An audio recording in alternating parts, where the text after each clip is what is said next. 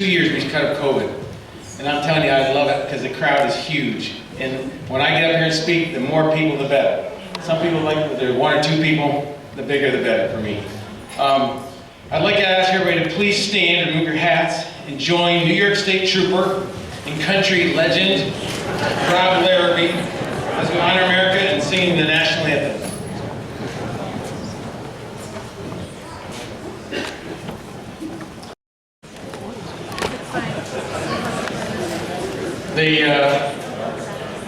Rob Larrabee's pretty good, don't you think? They tell me when he pulls you over and arrests you, if you ask him nicely, he'll sing you his rights. With the big crowd here, I just want to mention a couple things. There's 2 people that are not here, and this is only the 2nd time in Hall of Fame history I can ever remember not seeing Jerry Smilligan and Coach Wayne Millette. Both men passed away in the last 2 years, and these guys will always be Golden Bear legends.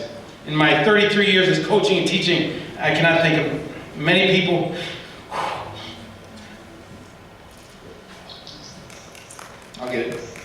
who have been more influential to me than we missed. Now, Carla might say, after a couple wins and losses, after going to the St. Lawrence Inn and the Best Western, they were also influential in other ways as well. But for the most part, it's been very positive. I do apologize, Kathy, about tearing that picture off the wall in your house that one night, by the way. I want to start this off with a Coach Willette quote. He told me the first year teaching. I tried to live by it. We need to win with class. We need to win in a way that Golden Bear fans are proud, not only of us as a team, but everyone associated with the team. And that's the way Canton Athletics is and always has been.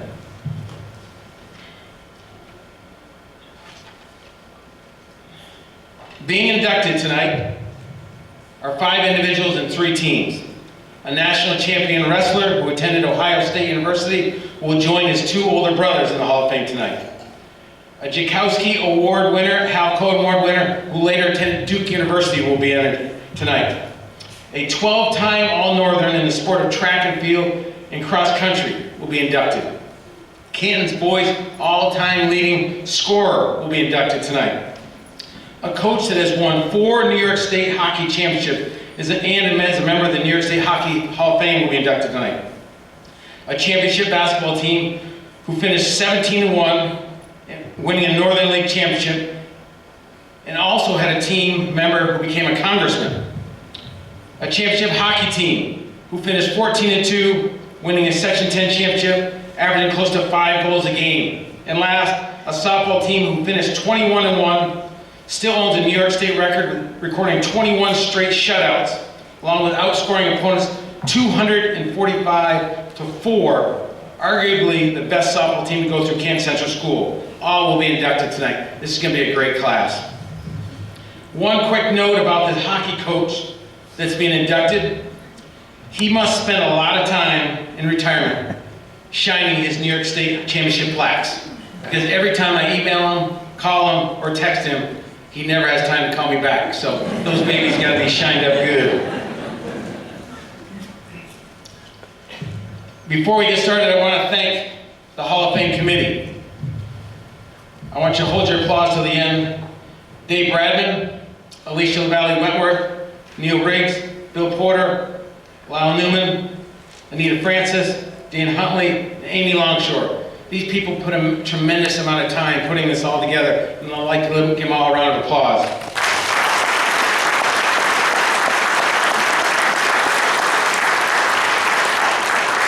All the inductees will be given a plaque to take home, and they will also have a plaque posted in the hallway down by the gymnasium. And after this whole ceremony, people can have the option to walk down there and visit that.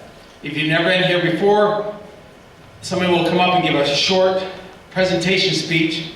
Everybody hear that? Short. And then a short acceptance speech. Faye Peters said he cut us down to 37.1 minutes, so I'm a little worried about that one. We've had some great speeches. Some that I remember: Chris Wells, awesome. John Clark, Art Quackenbush, Paul Patterson, Jim Nee, Jerry Smilligan. We've had some great messages. And I think Mark Simpson's going to be one today that you're going to remember as well. We've had some laughs, we've had some tears, We've had some short speeches, and yes, we have had some long ones. After the program, we'll all head down to GT's restaurant down at Departures Run for a short reception. I just want to say before we get going, this is a family award. It's not an individual award. If you think how many miles you put on the family car, how many days you spent in an ice rink, a basketball court, how much money you had on your credit card staying at hotels, how many beers your parents drank at those hotels. A lot of headaches right there, a lot of headaches, but some great memories. Let's get started. Our first presenter is Coach Jerry Howard, Hall of Famer himself. He's presenting for 1986 grad Mark Simpson, who is not here today, but after Coach presents him, we do have a recorded message from him, so we'll see if it works. Coach Howard. Let's get right.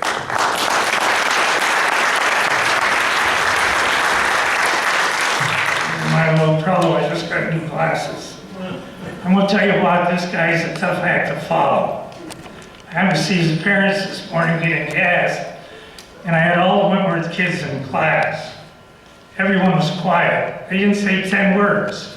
I don't know where this guy came from. You'll know before the night's over. Anyway, first of all, I want to congratulate all the people going in. There's some great talent here. Great talent on the wall that's still out there. It doesn't seem possible. It was 23, 24 years ago that we started this.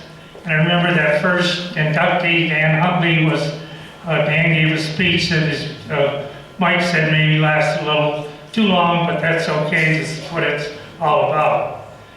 I really don't know where to start with Mark.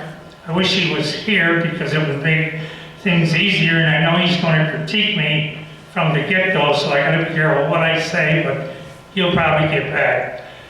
Mark, I met back as a fourth grader back whenever, because I was a phys ed teacher in the middle school.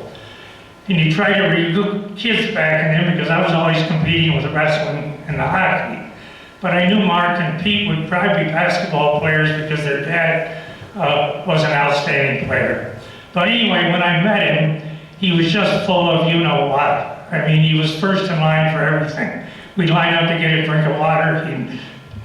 He'd knock somebody down to get the drink of water. He was one of these kids that you knew down the road was going to be not only an outstanding athlete, but an outstanding person. And certainly when I read off the things that he has done, you're going to see, what he has done. I wish he was here because one of the things as a coach, you always remember certain things. And he was our captain, but he was a very quiet captain, and I used to have, if things weren't going well, I would let the captain sometimes say something. His junior year, we're playing St. Lawrence Central, and things weren't going too well. We're behind by 15, 16 points at the half. So we're over at Potsdam State. We came in the locker room, and sometimes I've been known to throw things. So anyway, we went in the locker room, and anyway, I set him down in front of me, and I was hot. And I flicked the lights off, and I usually threw the clipboard, but I couldn't find it. But anyway, on the shelf next to me was a bottle of talcum powder. So anyway, I picked that up, and I let that go, and when it hit the wall, it broke. Okay, and I heard somebody sneezing. Shoot, one after the other. Well, I looked, and it was Mark and another kid. That was my halftime speech. We left the locker room and up we came, so Mark will probably get a kick out of that. But let me read off some of the things that Mark did. In golf, he was a 5-year player. His team won the Section 10 championship. In soccer, he was a first-team All-NAC. He was the most valuable player. His team was a runner-up in New York State. And both his soccer teams are in the Hall of Fame. I sure wish that his coach Roger was here. He was a great one. In basketball, he was our team captain for 2 years. He was a team MVP his senior year. He scored 500 points. He was an academic All-Northern. He won the Hal Cohen Award that was given in Hal's name. It was for an outstanding player. His junior year, we won the league championship, and it was the first year that we played in the state tournament. We played in Binghamton. We upset a very good team, and he was a very influential in that game. Probably one of the nicest awards Mark won was the Joe Chakowski Award. Joe Chakowski Award is the outstanding award in boys basketball, given not only for the outstanding player, but you got to have your characteristics of hard work, honesty, a gentleman on and off the floor, and one thing or the other. And it's really an honor because his senior year, I think we only won maybe 6 games. So that was really a highlight of Mark's career. He went on, and I believe he went to Duke, as Mike said. Interesting, because he went into broadcasting when he was at Duke, gave him a front row ticket to all those games. He became a real estate salesman, and he did very well. He was a member of the National Honor Society and a student council. So I think probably that ranks him, when you think of the total picture, along with so many other people. I think he's had quite a career, and now that he's not here, I'm not sure what he's going to say, but at this time, I want to present Mark Simpson to the 2022 Canton Hall of Fame. That's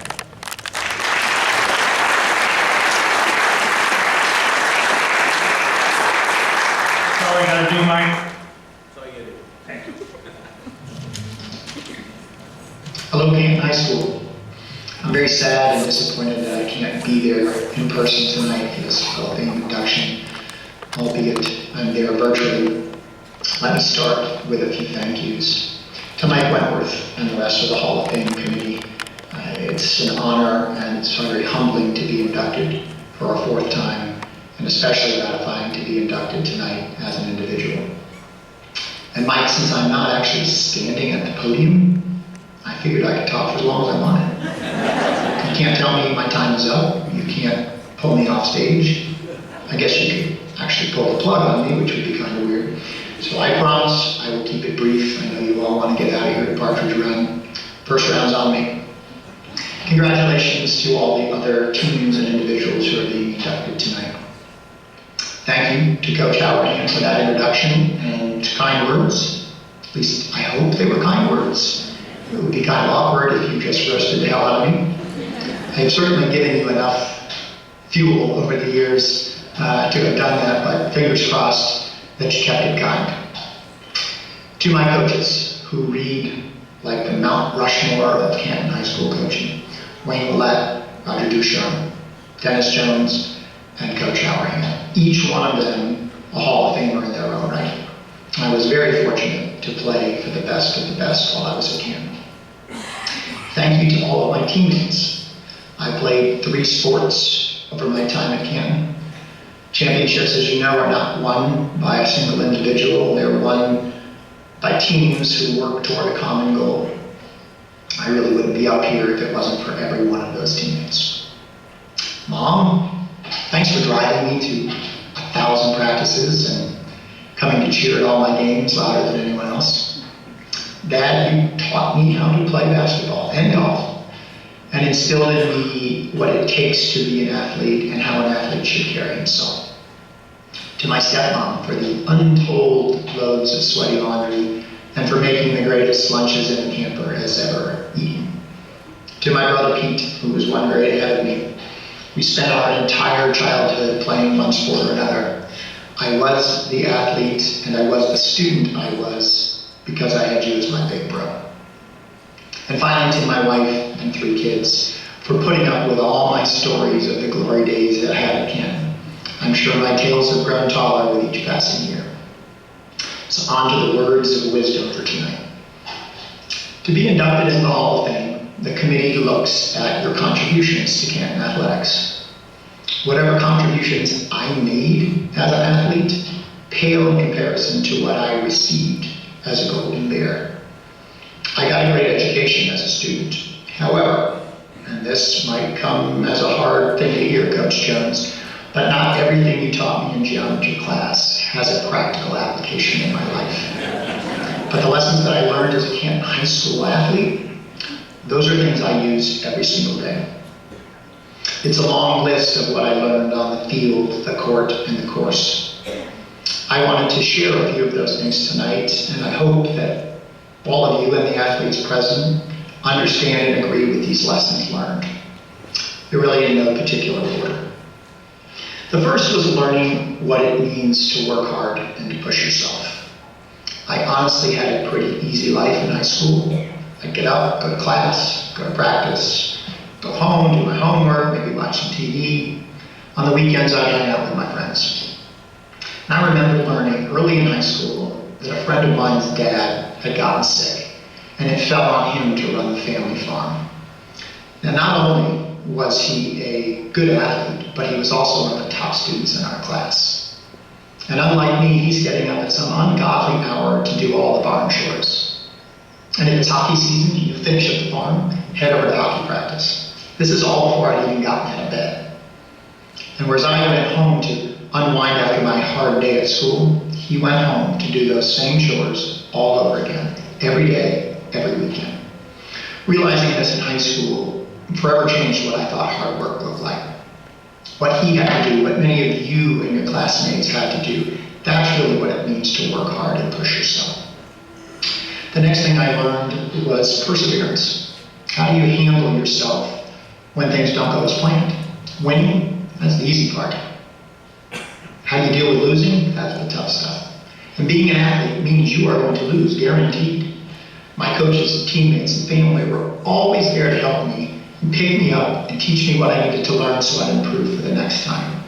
Losses, both big and small, are part of life, and I learned early on how to handle those defeats as a boy in the gym next door, on the soccer field behind me, and in the course down the road. Another lesson I learned as a CHS athlete was the importance of preparation. Not once do I remember feeling unprepared for a game. The most shining example of this was JV soccer with the larger-than-life Wayne Willett. Double practices, running until you puked or dropped, or both. Practicing plays until they were burned into your brain. Now keep in mind, we're talking about JV soccer. And come game day, 70 kids would roll into Mighty Messina on 2 buses, and the game was over before it even started. We were in better shape, we knew our positions better, we were just over-prepared by Coach Willett.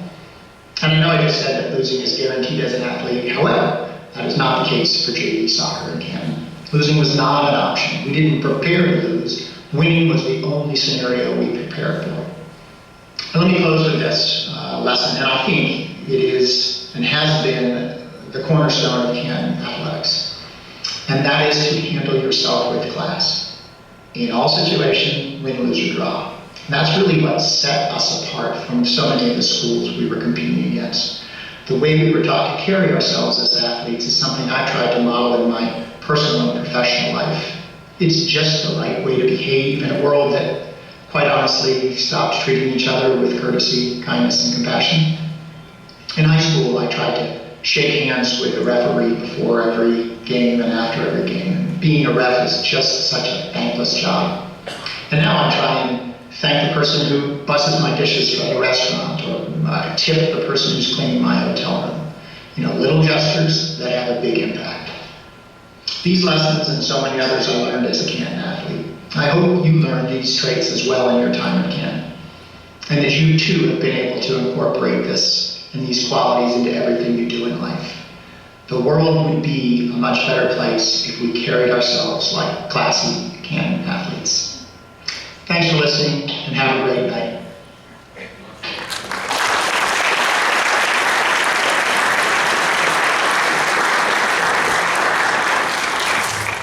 To tell you more about what Mark Simpson's all about, you heard him say that this is the 3rd time he's been inducted, 4th time he's been inducted.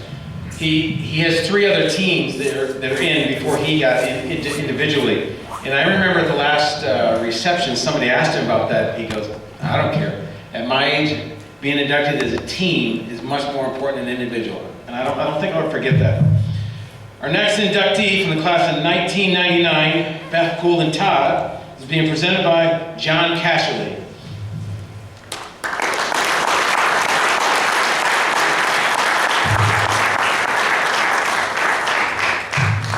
Coach Harahan was always a hard act to follow at the award ceremonies.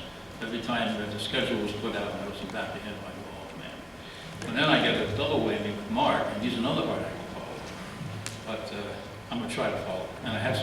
that might dovetail on what Mark said. So congratulations to everybody this year. It's quite an event, and I'm happy to be here. So my thoughts this morning, and I'll just read them. I like to think of this place as an incubator of good people. This is where the community exists at the everyday level, where teachers and coaches and staff and students commingle in all sorts of different ways. It's the heart and soul of this place and what makes it special in my mind.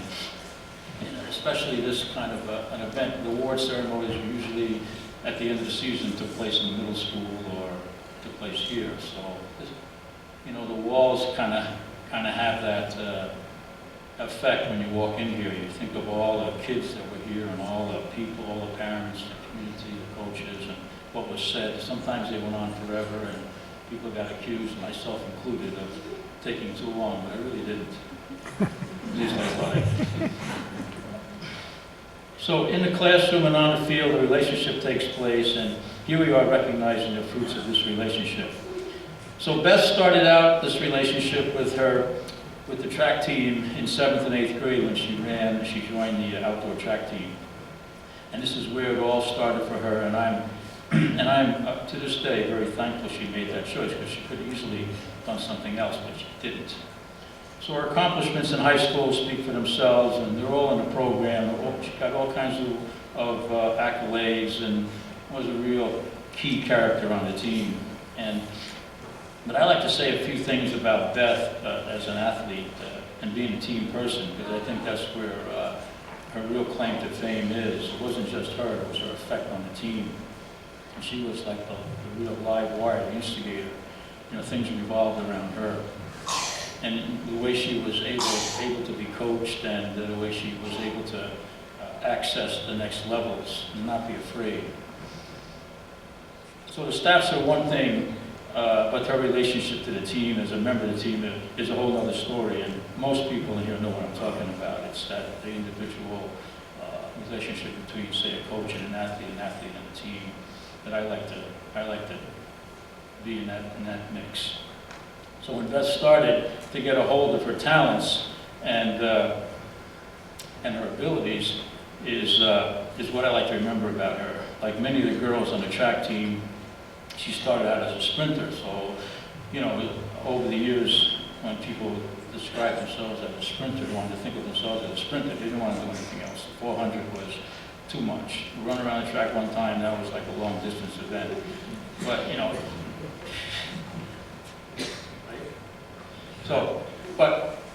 know, persistence and all of a sudden success. Of course, persistence and success is a nice thing to put together, and it happened for her, and she started to be successful at the 400, and then coming up to the 800 and started to run that, which was a big deal, and even 1,000 at the indoor when she started to run indoor as a high school athlete.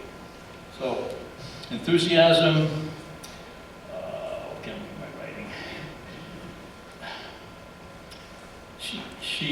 dedication, just plain old fun. I mean, if I went back and talked to all the kids on the team, they would remember her as a fun person, and you know, this led to her success and the team's success. And she was just fun to be around at practice, and there it was for me, a totally coachable young girl, hell-bent on being good. Well, Coach Porter, I talked to him this week, and he couldn't say enough about Beth, but the highlights, exceptionally talented, of course, we both agreed on that, a fantastic work ethic, and got along with everybody. So, and both Coach and Porter and I were involved in Beth's high school career, so we share her successes.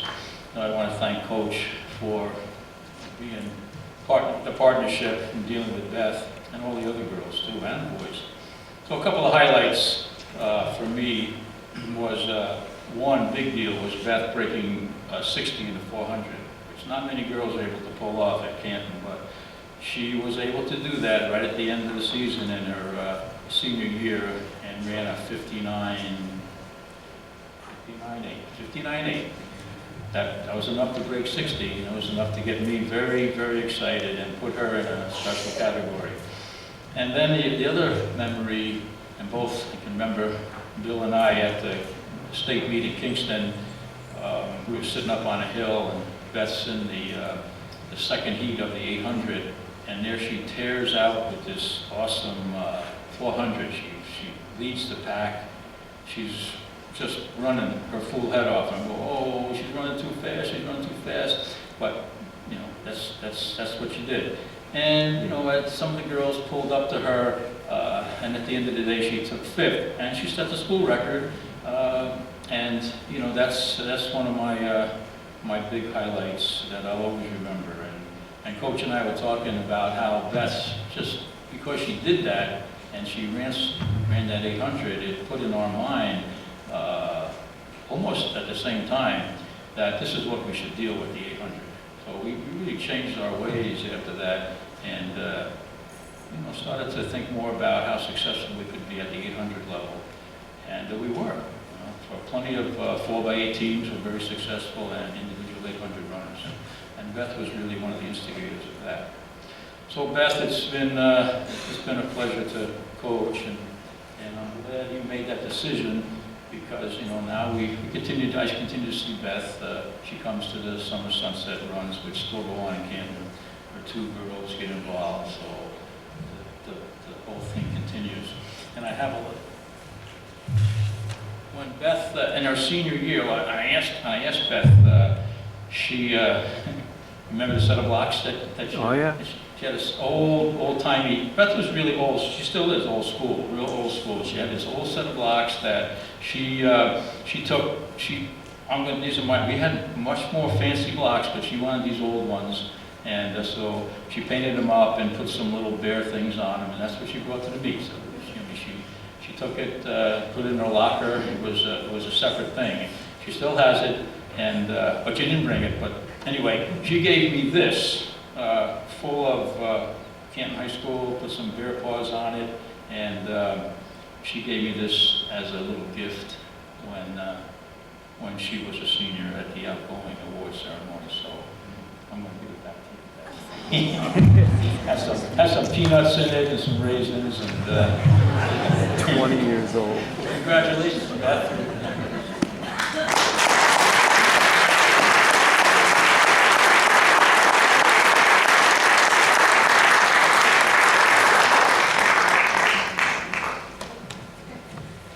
Thanks so much, Coach. I'll begin by thanking the so many people who have made this possible. CHS for maintaining their athletic program for student athletes all these years, and the coaches who make it all happen. The Hall of Fame Committee for keeping this tradition of recognition alive, my parents and family, and all the other parents, teammates, and classmates who have been so supportive. It's a real privilege to be involved, or to be part of a community of student athletes, so thank you to everyone who's involved.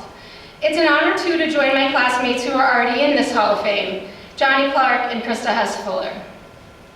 This is a really awesome achievement for me, particularly coming from a family that isn't sports-centered. You never saw Sunday football on the TV at my house growing up.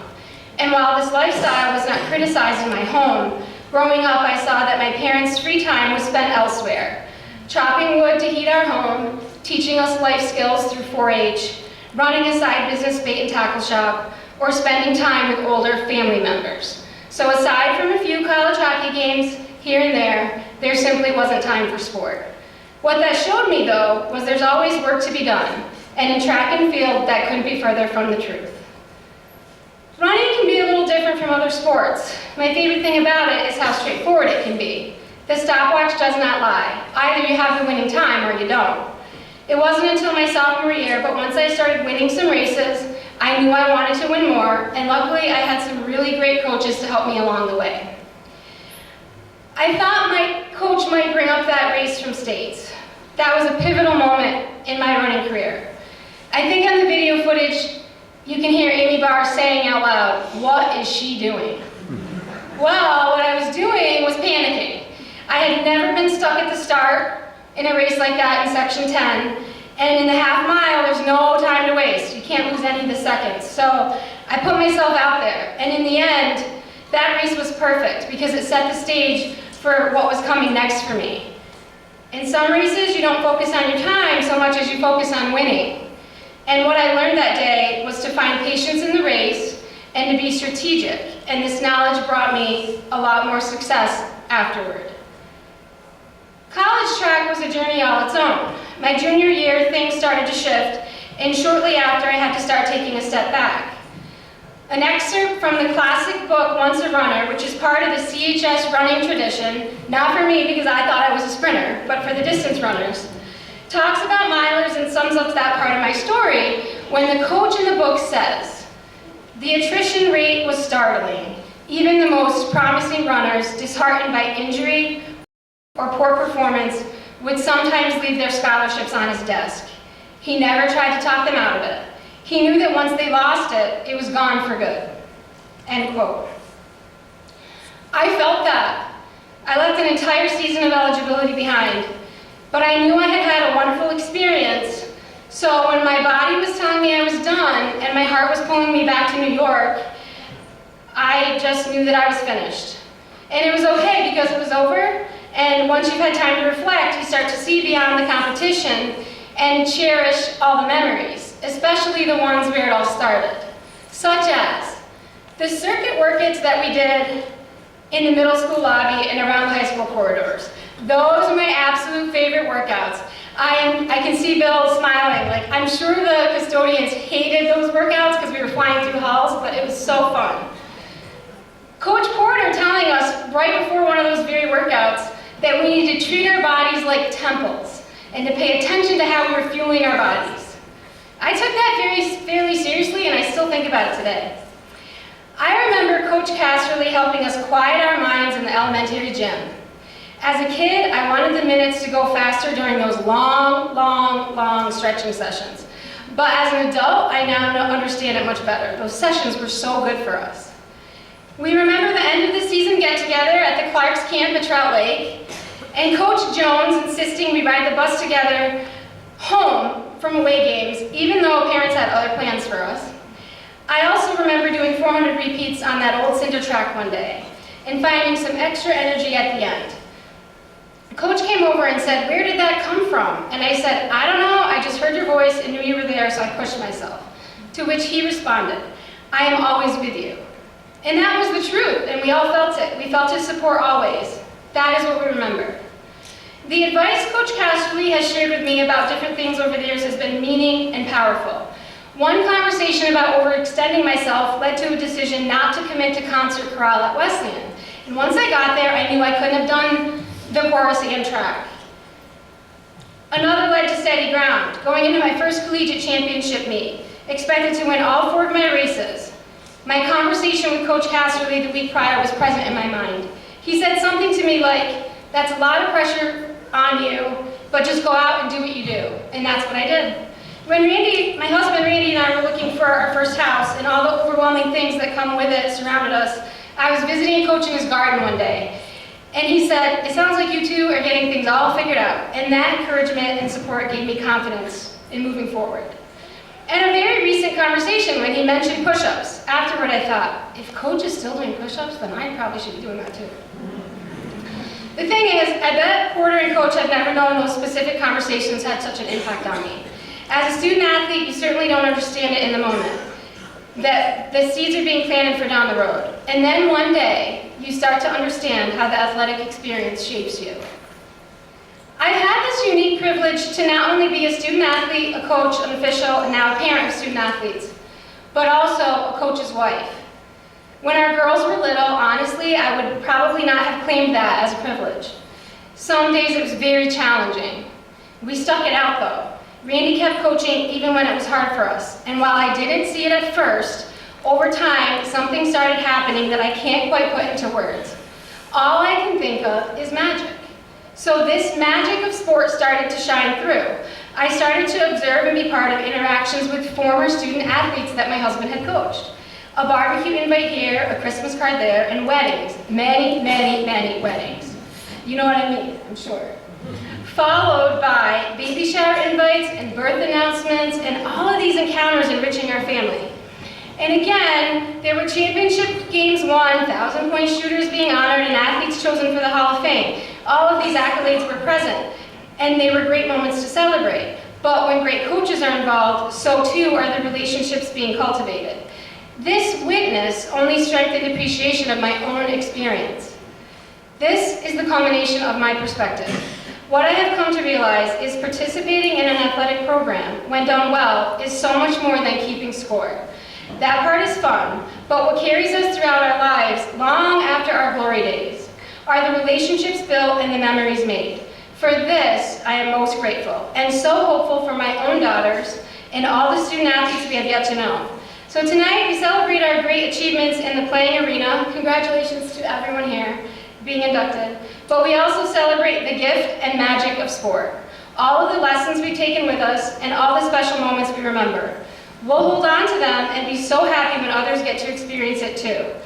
I'm so appreciative to have my hard work and my accomplishments recognized tonight, and I am also so grateful for the opportunity to have had all these experiences through sport. Thank you.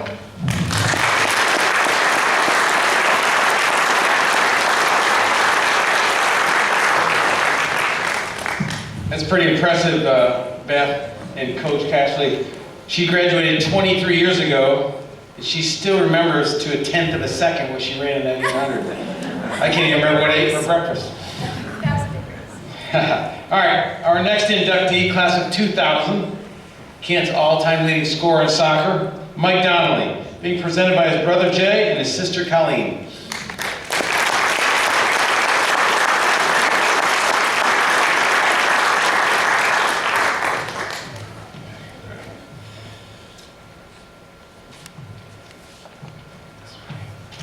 Good evening, ladies and gentlemen, and thank you for coming tonight. I'm Jay Donnelly, and I'm Mike's big brother, Canton class of 1991. It's really nice to come home and speak to you all. I'm here with Colleen, my sister, to introduce Mike. And I'm the big brother. 8 years older than Mike, so I witnessed Mike's progress from a little guy to a standout high school athlete, to a loving husband and a father. And now he's a beer league hockey sniper down in DC. Mike's first love, though, is soccer. And to me, though, he was always a well-rounded athlete who enjoyed all of his sports. He played soccer, hockey, baseball, and golf during his school career. I'm a teacher, and as a teacher and father, I see firsthand how sports are a key component of growing up. Sports teach us about life, the ups and downs, the difficulties, the accomplishments. Mike is a great example of a kid who grabbed onto those sports he loved, and he ran with it. He put all his energies into his sport, and any sport he was in that time of the year, but he especially loved soccer and hockey. Hi, my name is Colleen Logan. I'm Michael's older sister. And with Jay and I being 8 and almost 5 years older than Mike, he had the pleasure of watching all of our athletic contests when he was growing up. I like to think this is why he was obsessed with any sport that came his way. We were always outside playing baseball, hockey in the driveway, or football in the front yard.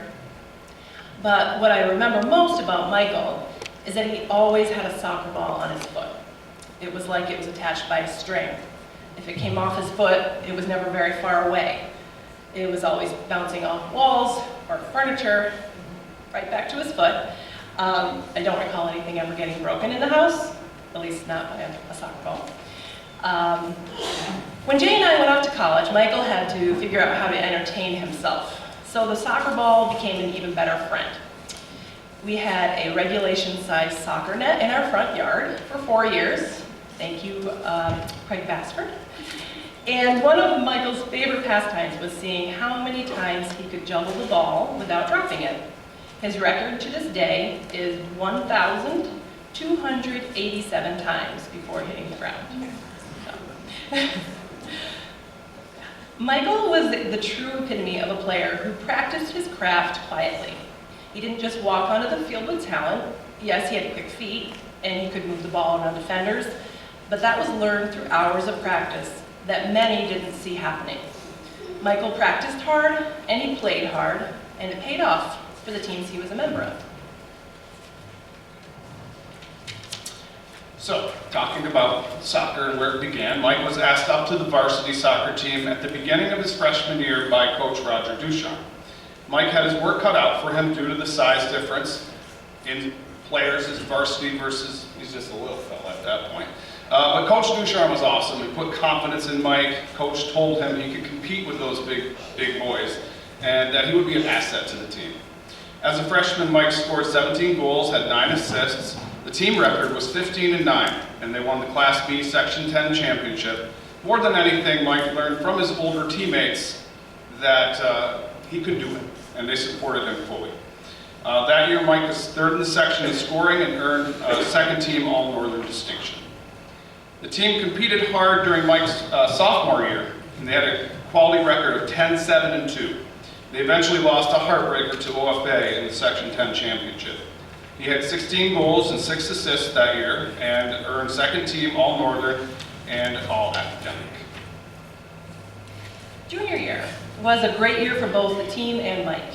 The team had a record of 15-6-0. They were the Section 10 Class B champions. They beat Peru 4-2 in the state regionals before falling to Scotia Glenville in the state quarterfinals. Mike had 27 goals and 10 assists.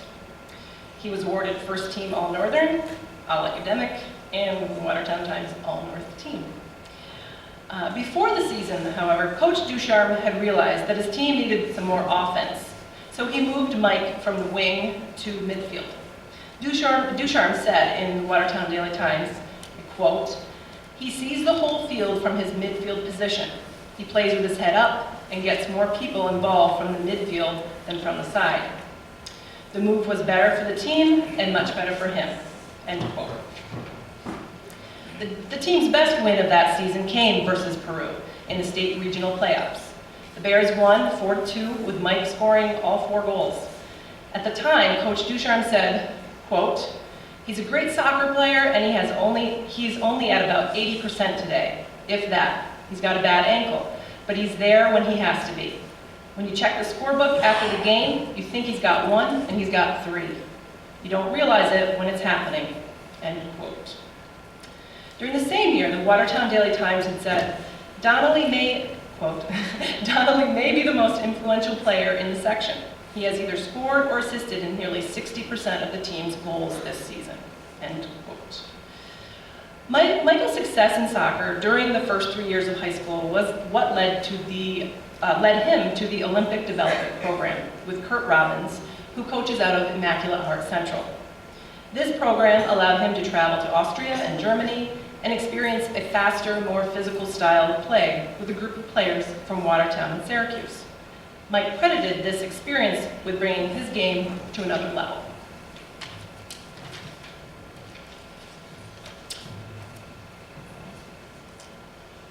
Senior year was a time of transition.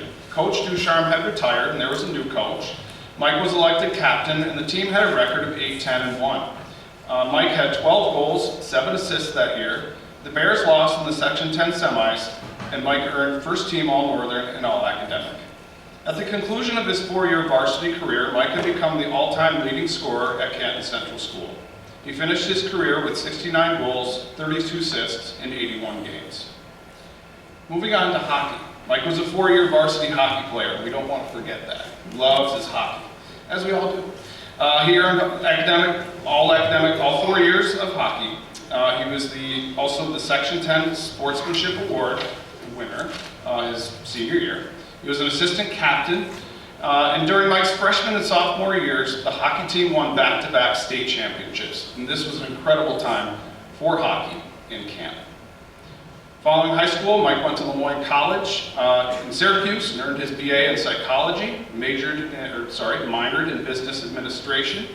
He then earned his master's degree in counseling and human development at St. Lawrence, and now he currently works at Northern Virginia Community College as a counselor at Fairfax, Virginia. He has worked at Nova for 15 years. Mike's passion for sports continued now at Nova. In 2008, he helped his students start the first club ice hockey team at that college. He coached the team then and was the team's academic advisor until 2013. The Nova Nighthawks recently celebrated 10 years and now participate in the East Coast Collegiate Hockey Association. Mike took a part of the North Country with him to DC, and I'm sure he used some of those same drills that Mr. Brown taught him on the ice. Mike still enjoys playing sports and is part of the men's hockey league in Fairfax, Virginia as well. He also helps coach his young daughter's soccer teams. Sports open up the world of social interaction, create leaders, and test our perseverance through difficulties. The ultimate goals in sports and life is to achieve our goals. And Michael is a great example of taking what he's learned from the ups and downs of his sports career and transferring it to his life as a successful adult. We're proud of his accomplishments at Canton Central, but even more proud of the man he has become. It's our pleasure to introduce Mr. Michael Allen.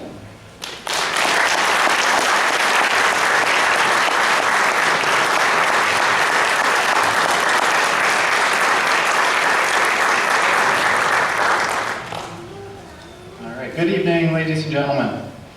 I want to start by thanking Neil Riggs, Mike Wentworth, Bill Porter, and the others on the Hall of Fame committee for their time and energy in putting this event together. I would also like to congratulate the other inductees for their accomplishments and well-deserved induction into the Hall of Fame. And I'd like to pause just for a moment to say to Bill, sorry, I wasn't always the best behaved kid in gym class in junior high. All joking aside, Canton has produced so many tremendous athletes over the years. I was looking through the Hall of Fame today and then was in awe of the athletes there. To be recognized alongside them with my sister Colleen, who's the 2012 inductee, and the inductees on this stage is truly an honor and humbling experience. As a kid, you don't play with the intention of making the Hall of Fame.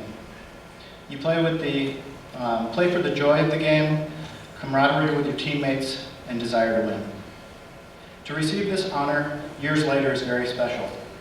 Canton is a great place to grow up, and when you get to high school, it means everything to pull on that Golden Bear sweater, or to wear the C, or as my friends would say, to represent C-Town. Sports had a huge impact on me. Sports had a huge impact on developing who I am today.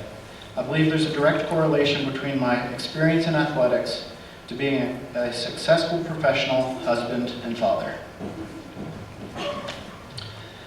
Team sports taught me the importance of working together with your teammates to accomplish shared goals, that hard work pays off, and things don't always go as planned, so you have to accept, adapt, and move forward. I'm being honored tonight as an individual, but I played team sports. An individual doesn't put up a lot of points or make all Northern teams without being on great teams. I was lucky to be on great teams during my 4 years at Canton with great teammates and coaches. I'd like to recognize the people who impacted me and helped make being an athlete in Canton such a life-altering experience. The first person I want to thank is Bob DeRocher. When I finished St. Lawrence soccer camp in 6th grade, I went home and drew up diagrams of each of the ball handling skills we had learned and began working on them at home all the time for years. That moment was really important because Bob and his team of coaches taught me a concrete method to hone my individual soccer skills, called the Cover method. The foot skill work continued and evolved over the years to include juggling, and one year I made the goal to touch the soccer ball every day for a year. I met that goal many nights dribbling in my parents' basement. In 7th grade, I played for Coach Horahan, then moved on to JV in 8th grade. Larry Jenny was the coach of the team that year. Coach Jenny pulled me aside one day at the end of the season and told me I was moving up to varsity my freshman year.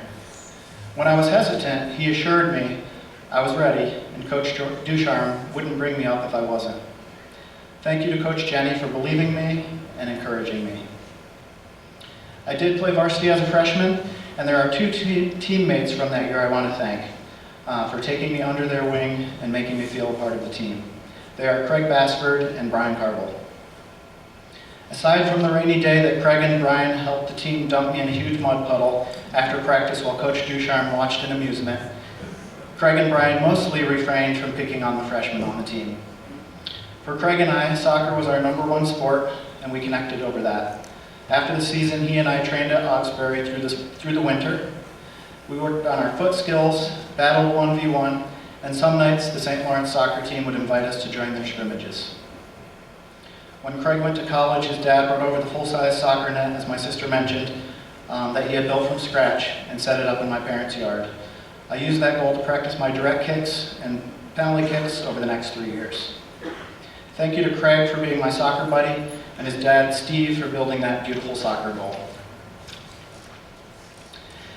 Brian Carville was hilarious. He was always joking around, but he had a seriousness on the field and rink and was a tenacious scorer in both sports. He was a good friend and brought me into the group and made me feel I belonged with the older guys. I so appreciated Brian as a person and a soccer and hockey player that I took his number 11 in both sports after he graduated. There were a lot of great teammates. I can't name them all. However, there are two in this room, Beth's husband, Randy Todd, Charlie's brother, John, that I admired for their work ethics. We all know Johnny as a wrestler, but man, did he work his butt off on the soccer field. When I think about John, I picture him flying through the air and scoring on a diving header that few others would attempt. Randy was a defender who was the rock of our defense my junior year when we went on to win the Section 10 title and first-round state playoff game against Peru. Other friends I would like to thank for their friendships, which grew from our love of sports, are Jay Johnson, whose basement was the scene of endless hockey games, Colin Fitzrandolph, Pat Sullivan, Eric Baxter, Pat Ryan, Kevin Nee, Mark Spedicini, John Parks, James Frank, and Corey Chase. In addition to Mr. Jenny, there's a crew of spectacular coaches I had the privilege to play for. Coach Brown, congratulations on your well-deserved induction tonight. I have a vivid memory of the first day of hockey practice my freshman year, of Coach Brown wildly skating around the rink, banging his stick on the ice. He blew his whistle, brought the team together and said, "This year our goal is to win a state championship. We're going to hang another banner up there," pointing to the other two state championship banners hanging in the pavilion. His mantra that year became, "This year, this team, our banner." And I have a t-shirt which commemorates it. I played for Coach Brown in 9th and 10th grade. We won back-to-back state championships, hanging two more banners in the pavilion. I didn't play a whole lot those 2 years, but I learned an invaluable lesson from him, that hard work pays off. His skate days were legendary. I gave everything I had on skate days. Coach Brown moved on to SUNY Canton my junior and senior years, so I played under Roger Hewitt. I took the work ethic I developed under Coach Brown forward to Roger's practices and was rewarded for it. He valued hard work too, which propelled me into a more significant role on the team my final 2 years. Thank you, Coach Brown. Also, thank you for teaching me algebra. Another coach I'd like to thank is Kurt Robbins, the current varsity girls coach at IHC in Watertown. My sister mentioned this, but during high school I tried out for the Syracuse Region ODP team. I made the team, which led to a series of opportunities through Kurt, who was the coach. I joined his indoor soccer team when hockey would allow it. I played summer soccer with his team, Watertown United, and I traveled with our ODP team to a tournament in Austria and games in Germany. It was an amazing experience. I'm truly grateful to Kurt for providing me the opportunities to expand my soccer experiences during my high school years. The final coach I would like to recognize is Roger Ducharme. I wish he could be here tonight. I'm extremely honored to have played for him, the father of Canton soccer. I'm also grateful to have experienced the Lyndonville preseason tournaments that were unique to Roger's programs. His final year before he retired was a great one to go out on. That year we won the Section 10 championship in overtime, won a first-round state playoff game, and delivered his 400th win. Early in my freshman year, I didn't feel confident that I was good enough to be on varsity, and my play was showing it. On the side, Coach Ducharme talked to me about my doubts, assured me I was in the right place, and that I needed to be patient and play my game. He kept playing me when I didn't think I deserved it, and I was able to settle in after a few games and start to have success. He had such an easygoing personality that you could talk to him about stuff like that. He was really good also at the X's and O's of how to configure his teams to make the most of their talents. and valued possession over the old kick and run style. During that final season before his retirement, he made some adjustments to our lineup and structure mid-season, which led to us going on a roll and beating OFA towards the end of the season and in the Section 10 championship after we had come up short against them 4 times previously, including the Section 10 title the season before. Lastly, I want to recognize the people who dedicated the most to my athletic career, my family. As early as I remember, I was playing sports with my brother and sister in our yard, and with my dad, who would go so hard that at least one hamstring injury did occur. My brother Jay took it upon himself to be my personal trainer. We used to play tackle football in our yard.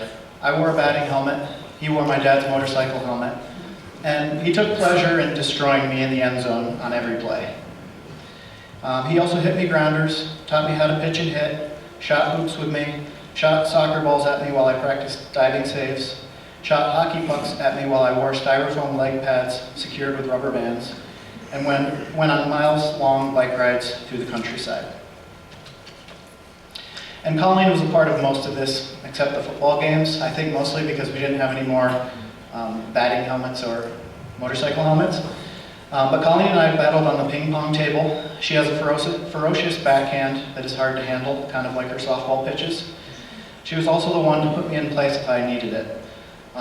If she thought my behavior in school needed an adjustment, she'd let me know. A few other fond memories I have were of practicing our sliding and diving in the rain, building a backstop out of plywood and chicken wire, and being so terrified to catch my sister's pitch that I wore my full hockey equipment. The memories of playing with my brother and sister are some of the best in my childhood. There's no doubt the constant play influenced my athletic career. They were supportive fans too. Despite having their own things going on, they made time to come to my high school sporting events. Thank you, Jay and Colleen, for being the best big brother and big sister that I could have. And my parents, Jim and Pat.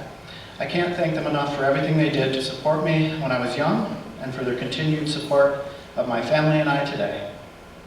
The travel time they spent carting their kids to sports is hard to fathom. Many weekends, my parents were going in opposite directions, taking their kids to sports.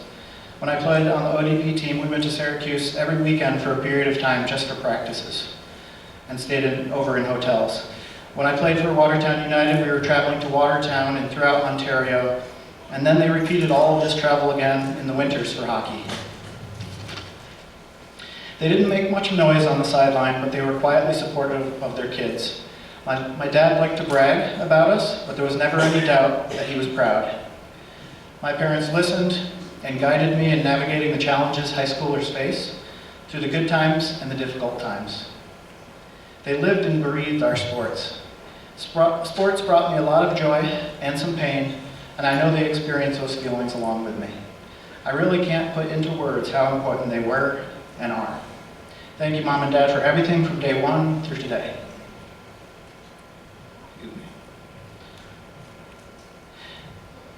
Sorry about that. And to my wife, Sagna, and my daughters, Nula and Sybil. They weren't around back in the day, but they are now, and I'm very lucky to have them. In a marriage, especially when you mix in children and pets, you have to work together like an athletic team does towards your shared goals if you're going to succeed. We do our best to emulate my parents in giving our daughters every opportunity that we can. And recently, we've reached the point where we're going in opposite directions on the weekends, so I think we're doing something right. And since my 2 daughters have sat so nicely through this, I just want to shout out to Nula, who swims for the Fairfax Foxes and Old Creek Stingrays and plays soccer for the Shooting Stars, and Sybil, who also swims for the Old Creek Stingrays and plays soccer for the Rainbow Unicorns.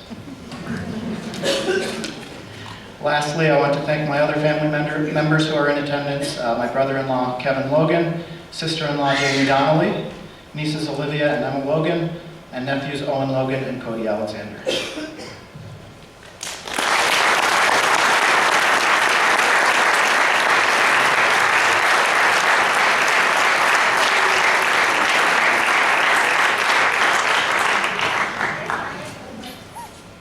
Well, since Mike took so long, we're going to duck Randy next year.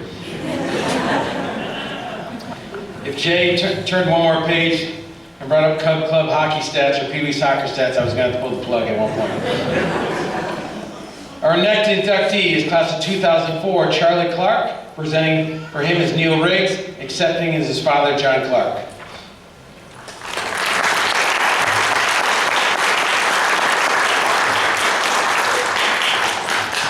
I want to congratulate all the inductees, team members.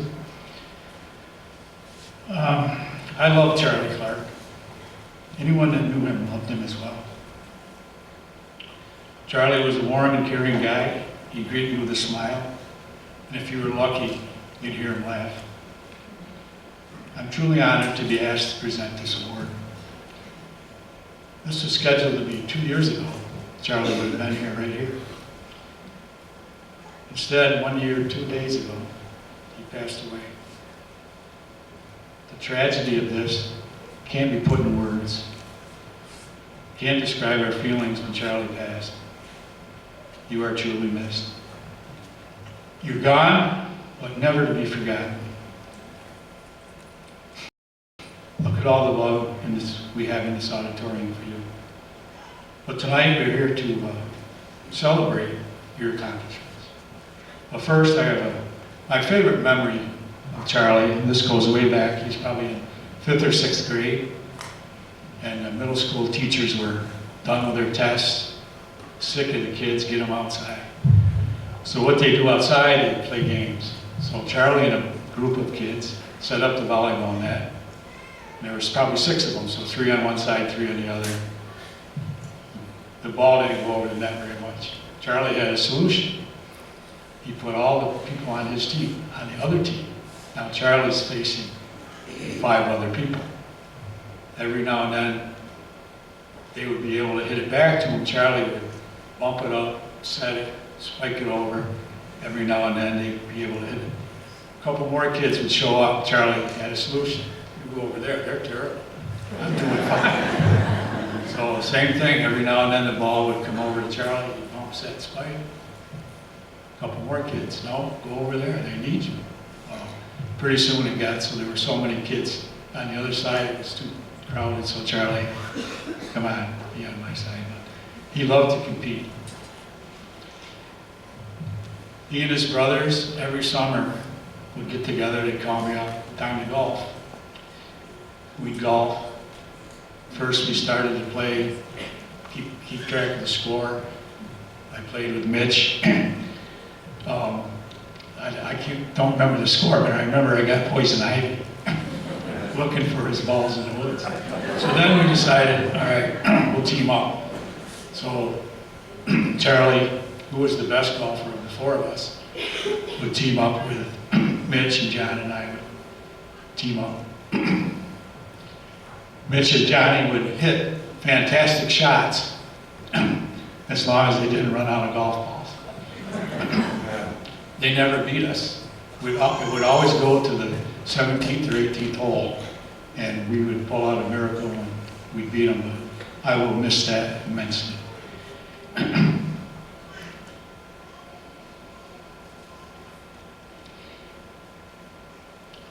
Charlie was a great 2-sport athlete. 2-time All-Northern in soccer. He was the captain of a Final Four team. In wrestling, he was a 3-time All-Northern and 3-time sectional champ. He placed twice in the States. When he went to Blair Academy, he was an All-American and a national champion. He won a scholarship to The Ohio State, where he participated successfully for 2 years until he developed a heart condition. And he was forced to stop. He then went on to coach in a local Ohio high school, and he started his own wrestling club, and he named it CWC, which were his initials. After graduating from Ohio State, he was a successful businessman in the Boston area. He was an accomplished artist. I have a picture of him, and it's a self-portrait with his arm in the air on my desk. His other paintings were incredible. You could almost see his soul from what he put on paper. He enjoyed playing the guitar. I guess he was good in Scrabble. He enjoyed fishing, but if you used worms, he didn't like that. That's illegal. And he loved his dog, Blue. Charlie, you're gone, but you'll never be forgotten. To accept the award for Charlie Clark, his dad, John Clark.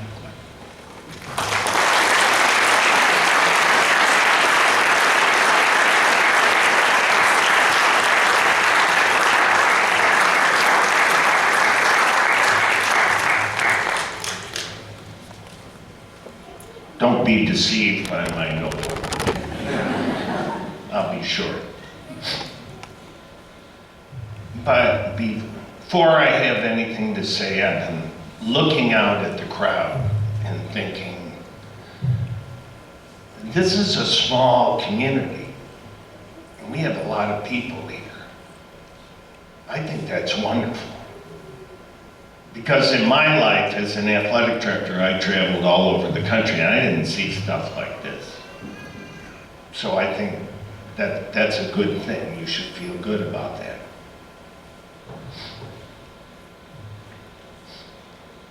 Coach Bill Porter and Coach Brown, my respects. Thank you.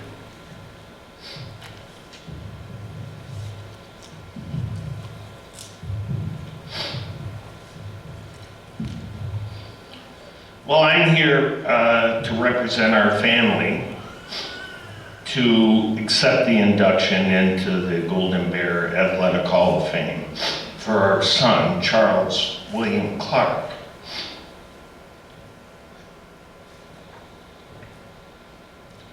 Who passed away September 22nd,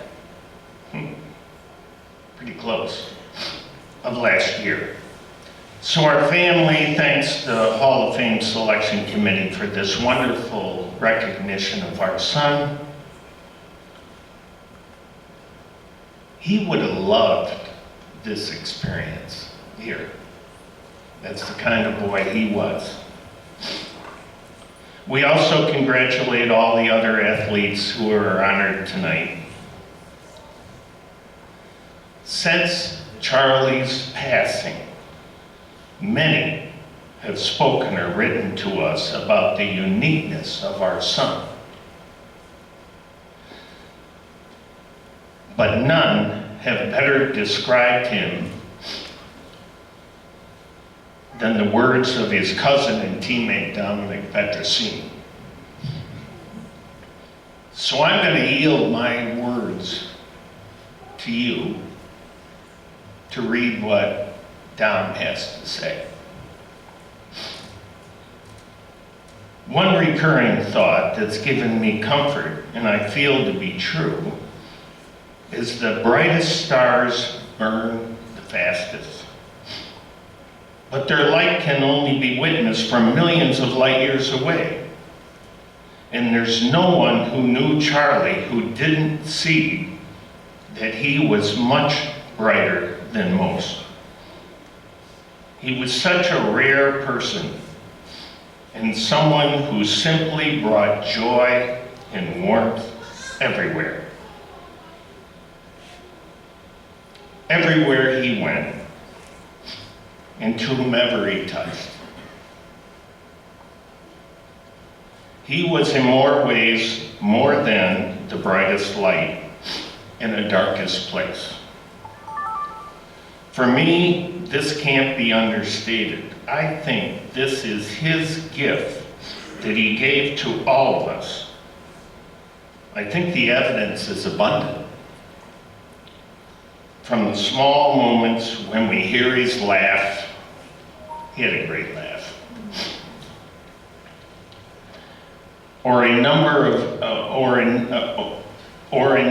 of guiding influences to life alternating ways in which we will all strive to be better people, or kinder to loved ones, closer to our family, or overcome addiction.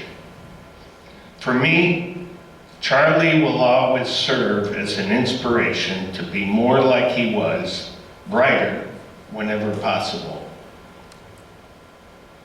So I take comfort in knowing Charlie is still with us. I take comfort in knowing he is not struggling anymore, and that he's in heaven with God, probably laughing, playing his guitar with somebody famous.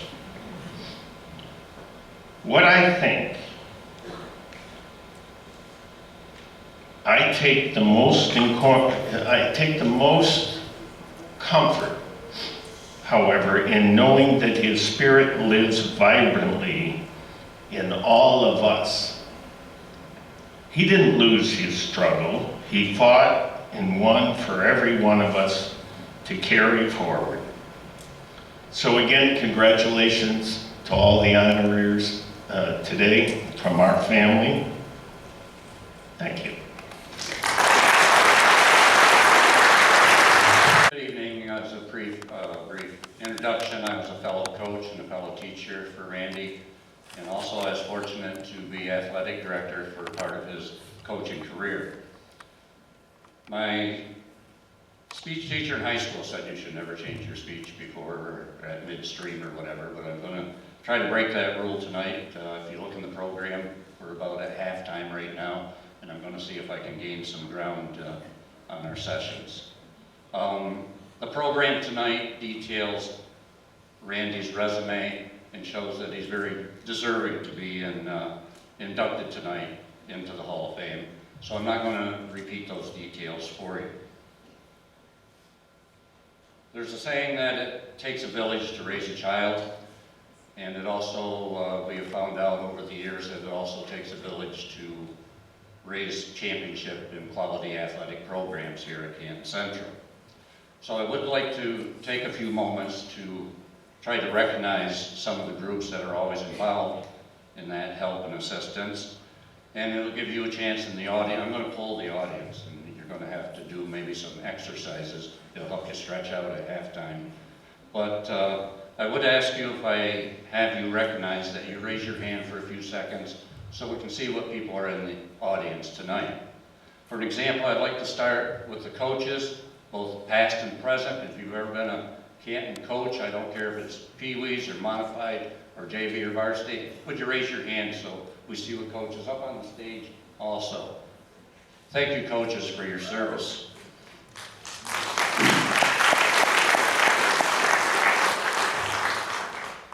Also, I'd like to mention the Canton Central administrative staff, Board of Education, staff members, bus drivers, and so forth.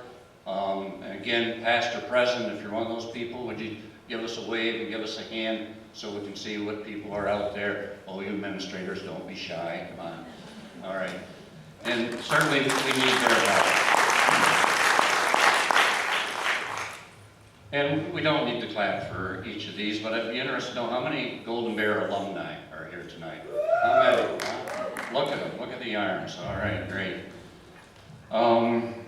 Also, that I know it helped the hockey program, the village board, and the pavilion staff and so forth were very helpful for the hockey program.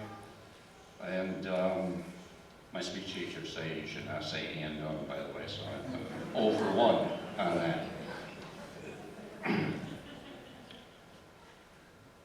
We also have always had good support from our local businesses, and 2 over 2, okay. Also included in that group would be, I know we got a lot of local taxpayers out there who financially assisted our athletic programs. The parents, how many parents here tonight of Canton Golden Bear athletes, past or present? What do we have for parents here tonight? Thank you for your sacrifices over the years. I know a lot of the hockey parents must have, they should be able to redeem their miles, I'll tell you. They put on some miles. I thought I was well organized as a traveler, but the hockey parents, they were a step above.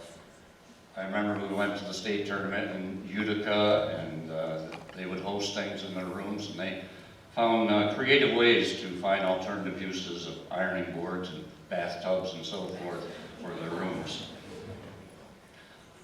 I've been afraid to maybe leave out a group, and if I have, I'd take a second. If anybody thinks I should have mentioned something, you know, shout out right now. Does anyone want to shout out at me a group that I've missed? All those that raised their arms tonight are all part of a long tradition of the village that has raised Canton Central athletes, including supporting Coach Brown's teams also.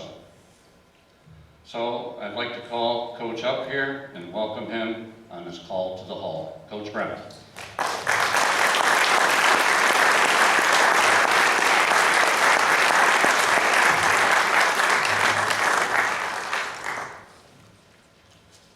So my job is to put us back on schedule, so I won't be here very long. I'm not much of a public speaker anyway, but there are some people that I need to thank. First of all, I'd like to thank the committee for selection. It's a great honor. I'd like to congratulate all the inductees. Again, well-deserved. I want to go back to special thanks to Art Quackenbush, going way back when, back in 1990. He hired me as a hockey coach here at Canton Central School. He was the athletic director at the time. That was quite a first year. It's going to lead into my next thanks to my wife and family. So the first year I coached at Canton Central School, I was living in Helena, New York, teaching math at Salmon River, coaching hockey at Canton, and then going back to Helena every night. So I would leave at 6:30, quarter to 7 in the morning. I'd get home about 7:30, quarter to 8 at night. We had a very rambunctious one-year-old at the time who did not like to take naps. I would walk in at 7:30, quarter to 8 after what I thought was a long day, and my wife would be right there with my son out like this and say, "Here, he's yours." I would have him for a while. She would disappear, take her nap, recover. Thanks for that. That was important. I mean, I can't thank her enough for what we've been through. She's followed me through thick and thin, high and low. Rick, I want to thank you for presenting me. I really appreciate it. I have to thank all the kids that played for me. We're going to talk about winning and losing later, but you know, you don't coach for almost 25 years because you can't stand to be around kids. I mean, the quality of kids here at Canton Central that I had in golf, baseball, softball, hockey, every day you look forward to coming and being with the kids. It's the quality of the kids that are here. I mean, that just doesn't happen anywhere, like Coach Clark says. I've said this at the end of every season when we had our award. Canton's a special place. And the people who are students now, I don't think will realize just how special it is until they get older, like the rest of us, and look back on those times. And every time you look back on those times, I guarantee you it's going to bring a smile to your face and a chuckle in your gut, because that's the kind of place this is. I have to thank John Tile and Larry Olmsted and the Pavilion. For the first few years, they kind of made the Pavilion my second home. After they hired me here at Canton Central to teach, we still lived in Helena. So after a game, or after school, there was no time to go back home to Helena and then back here for a game. So I would go over to the Pavilion. They had a couch in the referee's room. And I would go in the referee's room, lock the door, turn the lights off, and I would sleep in the Pavilion until the kids started showing up for the games. They would knock on the door and wake me up. I had to lock the door because the first time I didn't lock the door, kids played a little prank on me knowing that I was sleeping in there. So they would come, since then I locked the door, kept it locked, and they would come and knock and say, Coach, time to get up now, kids are coming in. So that's how I spent my second year coaching here at Canton Central School. I have to recognize the people along the way. When I was first hired me way back in 1990, he said, the other two coaches are already in place. We're all set with that, you know, we just need to come in and work with them.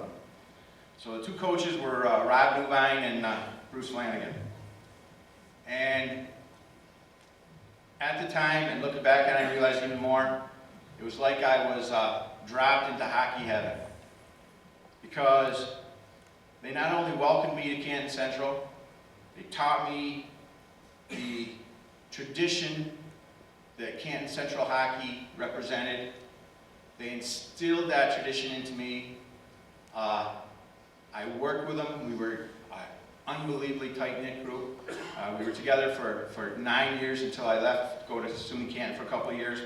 And they were two guys that, honestly, I couldn't wait to get to see them at the rink every day. That's how close-knit we were at the time. It was just an experience of a lifetime. And I can't say enough or recognize them enough to let them know how important they were to me and how much they meant to me and still mean to me from that time. I left here, Canton Central, in 1999. Went over, spent a couple years working at SUNY Canton. And I had the privilege over there to work with two unbelievable people as well, Terry Martin and Pat Martin. What an honor it was to work with Terry and Pat. They taught me things that when I came back here in 2000, I honestly think I was a much better coach than when I left in 98, just having worked with those guys. In 98, the coaches that were working with me were Jeff Hunt and Steve Hunt. We lost Steve, unfortunately, during that time. But once again, they're the kind of guys that you couldn't wait to get with them every day. If something happened and one of them couldn't get there for one reason or another, you were disappointed. Geez, I didn't get to see him today. I'll get to see him tomorrow. Those are relationships that you cherish for your whole life. And the last guy I worked with in hockey was Steve Visop. Again, same thing. Every one of those guys I worked with the hockey program, whether it was a SUNY Canton or here, it was just time that you just cherished to be with them. It was really fun. Other coaches I worked with John Tyle in softball. Everything I said about guys could be said with John. I mean, you get these relationships that you develop as coaches, but they end up being lifelong friends because of that, and it's instinct you go for forever. Jim Wallace helped me with baseball way back when, and I worked with Coach Mace for a couple years with golf, and those are also times that you think back on and you relish and you're gonna just cherish forever. I've already talked a little bit about the quality of the student athletes that we had here at Canton Central, but I want to expound on that a little bit. It's a common theme for probably these girls when they heard me at the end of the seasons and everything. I would say about you have your wins and you have your losses and you had your good teams and you had your bad teams, but the kids were great to be around. Every day you look forward to going to practice. I don't think that there was one day that I got through school and said, I don't want to go to practice today. It's that quality. But the wins and losses weren't what stand out to me. In fact, I talk to the kids on different teams. They'll give me their memories and that'll jar my memory, but for me, what I remember is, and it doesn't matter whether it was softball or golf or baseball or hockey, we would go to different places and people would come up and compliment me on the behavior of the Canton athletes. We used to go to the same place in Vermont hockey every year, and automatically captains did this. We got there, one of the things they said is, you should take your hats off when we're eating in a restaurant, fellas. And I had more people come up, compliment us on, not necessarily on that, but on the behavior of the kids. When they left, the restaurant was not a mess, it was clean. All the teams that I had, and it wasn't necessarily instigated by me, but the locker rooms were cleaner than when we got there, the dugouts were cleaner than when we got there, the buses were cleaner than when we got on. It was just a thing that Canton kids did. And that is such a quality thing. And I want to compliment them on that, and I believe it's still going on today. I have a few stories I could tell you, but I think most of them should be saved for over at GT's and Partridge, since we're trying to cut down a little bit. But I do want to give you one example of a story. I'm not going to mention names, but of a hockey story. We lost a game in overtime or double overtime in the state semifinals. 2-1, 3-2. 4 years later, one of the kids came back, was up in my room visiting with me, and he's sitting there and he says, "Coach, you know," he said, I still can't get over the fact that I cost us that game." And I looked at him and I said, "What are you talking about? Let me explain what happened in that game. We were winning 2-1 towards the end of the game. Puck's going back to the defenseman, and it hit an ice chip, a chip in the ice, and it bounced over his stick. Because it bounced over his stick, they went on a 2-on-1 score to tie the game. You know, nobody's fault, it hit an ice chip, and we lost in overtime. And I said to him, it took me 20 minutes, and he was literally almost in tears. I said, "No, you did it just right. You can't anticipate an ice chip. Goes to the defenseman, you were supposed to belly to your open ice, that's what you were supposed to do." He said, "No, you always taught us, assume the worst and go cover." You know, but that's typical of the student athletes. It was always team first, always, all the way through. There wasn't a whole lot of me. It was us. I have to take a minute and talk about Fun Day Mondays. Okay? I'm sure all the Canton students know about Fun Day Mondays. Every Monday was a skate day, as Mike mentioned. Every Monday. The kids, I believe, hated it. I'll tell you a little secret. I didn't like it any more than you did, but it was kind of boring for me to keep blowing the whistle and say, "Another one, okay? But you know what I think they liked? I think they liked the aura of it. Because first of all, it was talked about all through school, all the time. Fun Day Monday today, guys. You guys are going to Fun Day Monday today, guys. Bad day, Fun Day Monday. We would go to another rink. We'd go play Messina.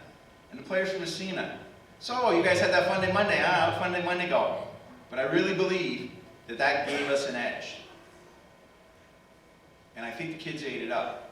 Because that team from Messina knew that in a tight game, at the end of the game, that team's going to be in better shape than we are. And we pull out a lot of tight games because of that. I'm going to kind of end on this. I want to talk about one of the hardest things for me about being a coach. Every sport, every season, you work together as a group towards a common goal. Win, lose, or draw. Doesn't matter if you won a state championship, if you lost, if you only won 5 games, you've been working every day, 6 days a week in most cases, towards a common goal. And then the last game comes. For me, that last game, no matter what the sport, every season was always the hardest game. Because at that point, you have a bunch of senior athletes that you know you'll see again throughout your life and throughout school. But you're never going to see them the same again. You're not going to see them every day. You're not going to be working towards a common goal. And it was always a really sad day. I would always sit down the day after when there's no practice today, and it was a sad day for me. Because those guys are gone. In a good way, they were gone, but we had to start over, and I had to say goodbye to those guys. That was always for me. It doesn't matter whether it's softball, golf, baseball, hockey. It always was hard. But you're so proud of them, what they become as a coach. And one of the things that I really enjoyed is when I was a teacher, I kept my Facebook page very, very private. Only my immediate family.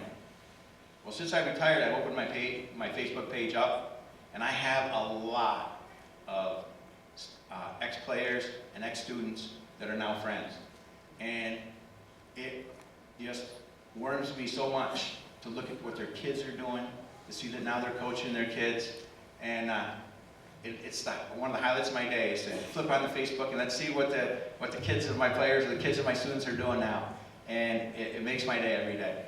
So I want to end with that, but I want to say once again, congratulations to all the inductees, and thank you, committee.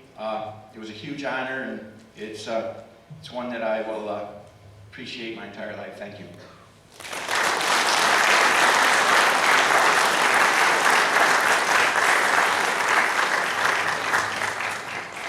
I've known Randy for probably 30 years, and together we've done a few house projects, and I've always learned a lot from him, but he's a guy who never seems like he's in a bad mood to me. Sammy might tell me different. Although that one day you did help with the pool, you weren't there, he wasn't there that day. But he said to me one day, I love practices. Games are all right. I just love the practices.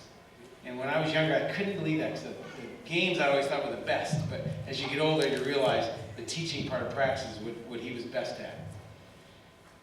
Our next inductee is one of our 3 teams, which I want to apologize first for making a mistake. On the plaque, we have the correct picture, we have the correct names, but it says the 1962-63 boys basketball team, and it should be the 1961-62 basketball team, which I'm sure is Riggsy's fault, but we'll figure that out. Presenting for the basketball team will be Coach Jerry Howard, saying hand, and accepting will be Don Conant.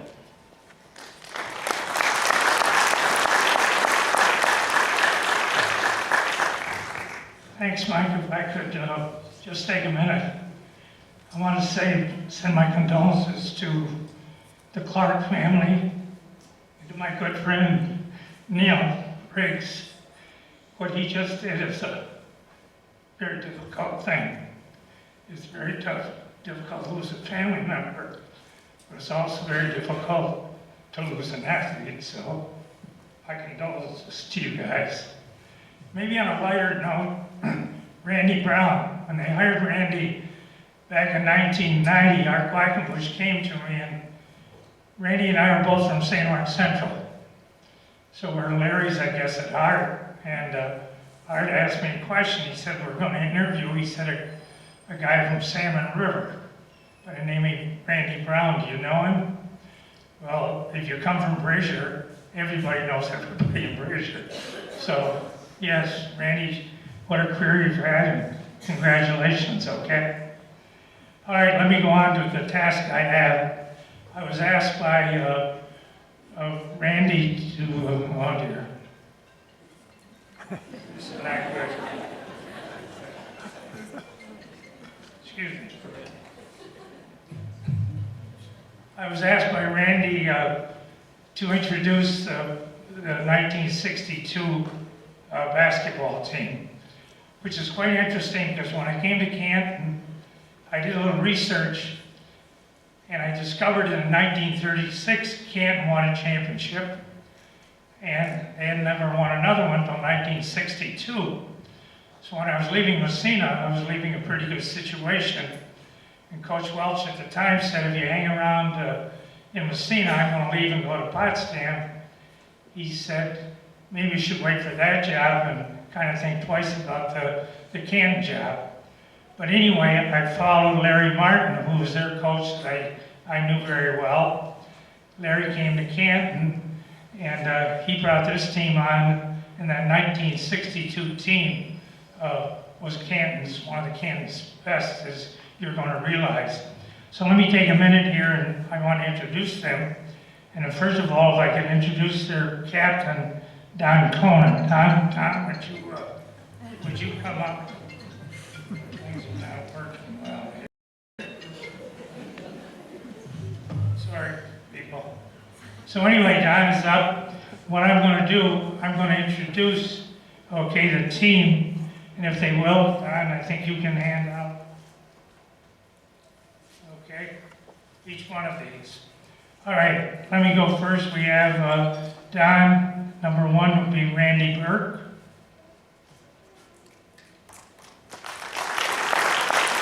Al Ramola. Why don't they come up? Just maybe you can hand them right over there and they won't have to come up. Jerry Ellis. Jerry was an honorable mention All-Northern.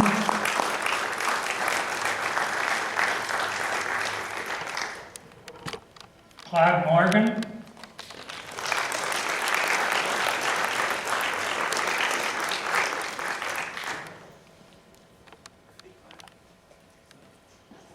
Bob Murphy, and I think his brother Bill is accepting the award. Bill.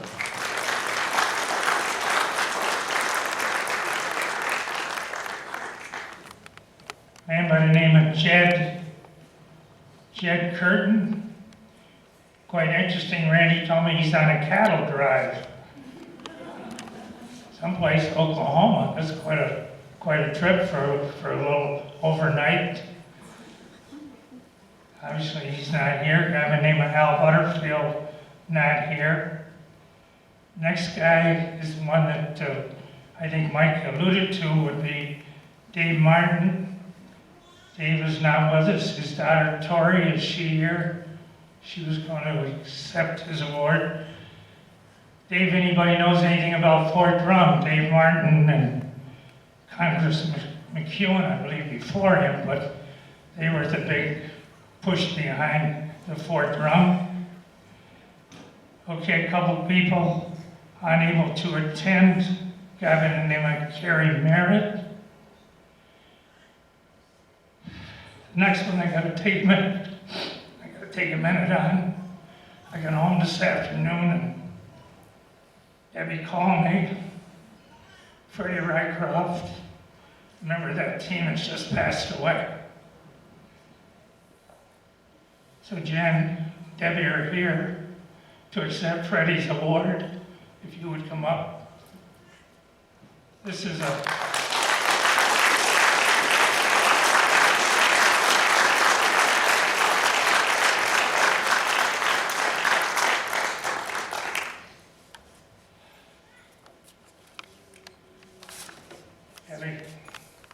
just a tough go for me.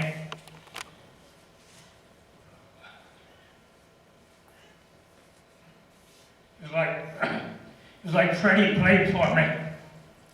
His boys played for me. And Freddie and I refereed 30 years of football together.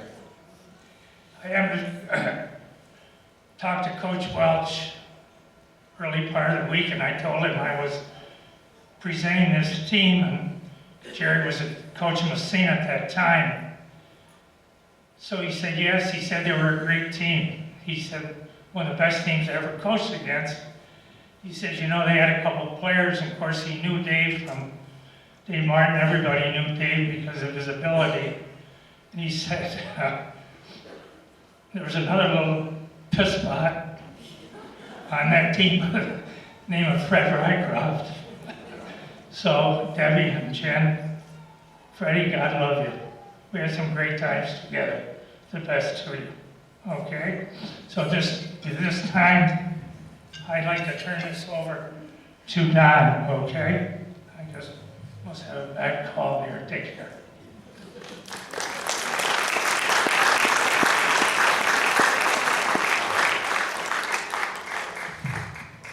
Thank you, Jerry. And I must say this is a tough act to follow.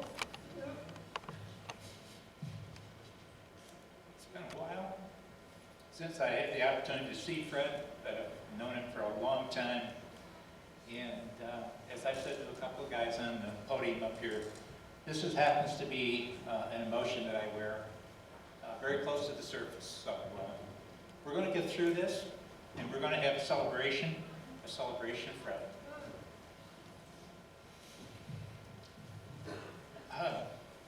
First off, on behalf of the entire team, I would like to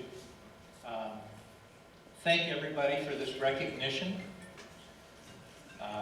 We are absolutely delighted and proud to be here with this group, to be able to accept this award here this evening. On a little bit lighter note here, and maybe we can get a little balance with this, but I have a little unfinished business that comes from this room. those of you that went to school here may recall 12th grade English. Most of us took a speech class that was presented in my area here by Mrs. Williams. And we all know what speech classes are all about. We have a topic to research, get some thoughts together, give a presentation, a quote, a topic of public interest. And when it was my turn to give a presentation, one of the frequent critiques that I would get from Mrs. Williams is that you have to speak with a louder voice. Make believe that you're out on the football field, baseball diamond, basketball court, and you're communicating with your teammates. You got to speak with a louder voice. And she said, please try again. I would try again, same voice. And this went on for the whole semester. And she said, you have to really work on speaking with a voice that people in the back row can hear what you have to say. So can the people in the back row hear me tonight? If you can, thumbs up, high five. Very good, very good. Thank you. And to Miss Williams, say, mission accomplished. A little late, but we got her done, okay? Like the other people that have been on the podium presenting here this evening, we're here for a lot of reasons, and there's actually two very important reasons why we're here. One is Coach Harahan, and the other is Coach Riggs. These two gentlemen picked up the mission of advocating for our team and have done so for a number of years on our behalf. And as a member and a representative of the team, and on behalf of the team, our thanks to both of you gentlemen for having faith in us and confidence of it, and we're absolutely delighted and appreciative of the work that you've done for us. Thank you.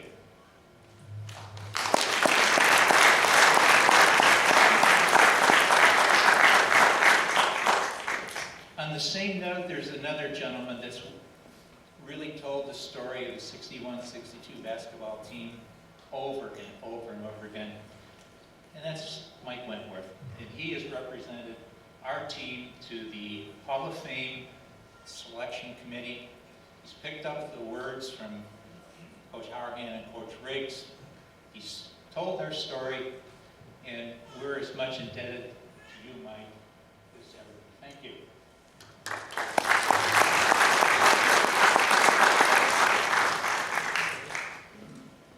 I would also just, in passing, and not remotely, but seriously thank the selection committee for having faith in our team, recognizing us, and adding us to the Canton High School Hall of Fame. And in general, we also owe a great deal of thanks to the entire administration, staff, and student body of the high school from the years that we were here. The support that we got as we went through the season was just phenomenal, and every member of the team recognized it and is appreciative of it.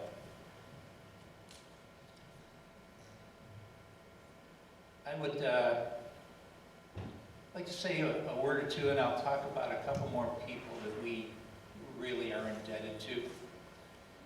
But the cheerleaders that supported the team had a little cheer, and I'm talking a little bit now, not the cheerleaders obviously, but in conjunction with the team.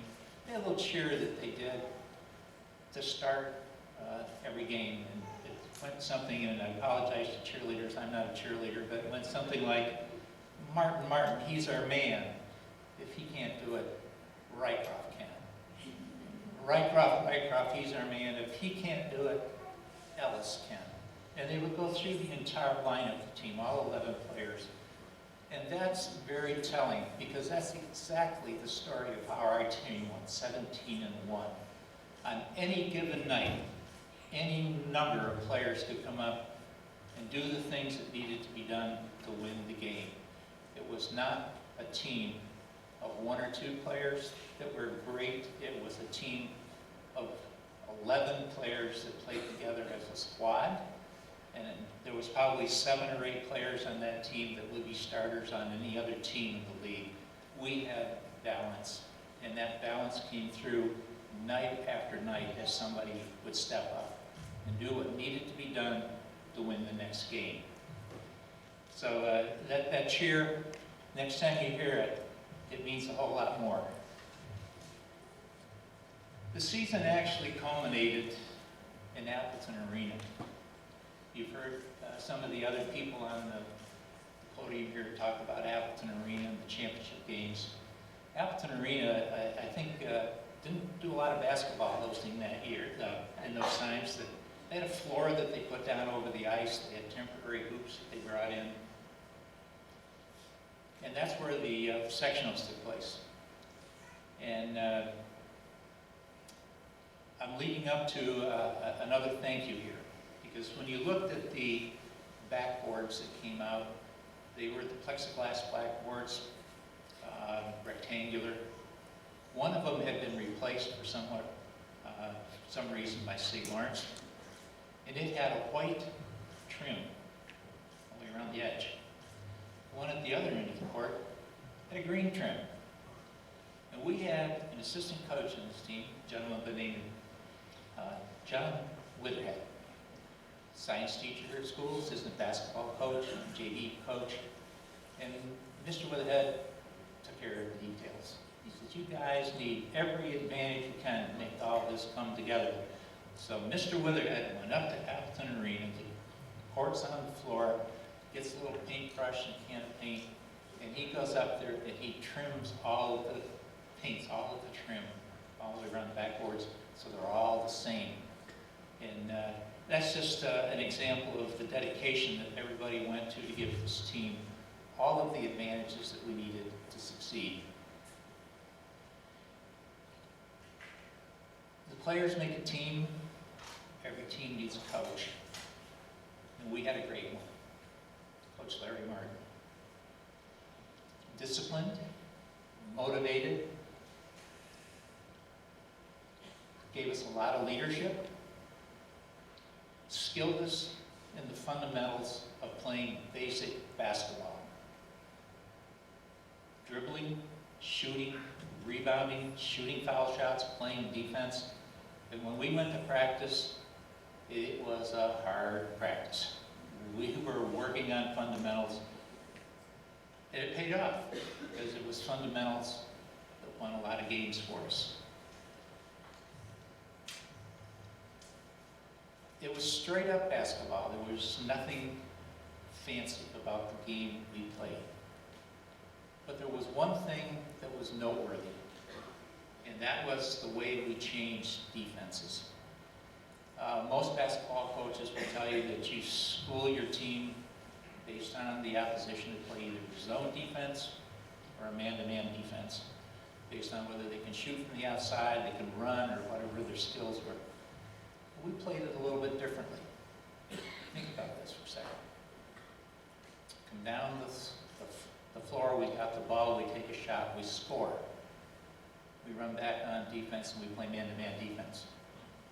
The next time we get the ball, we come down the court, take a shot, we don't score, we come back on defense and we play zone.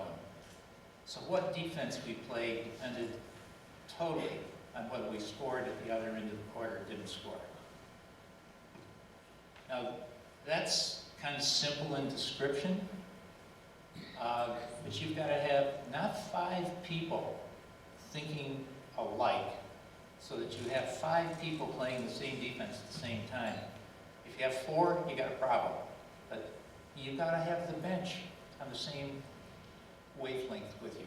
Because if you substitute, everybody has to be on the same wavelength.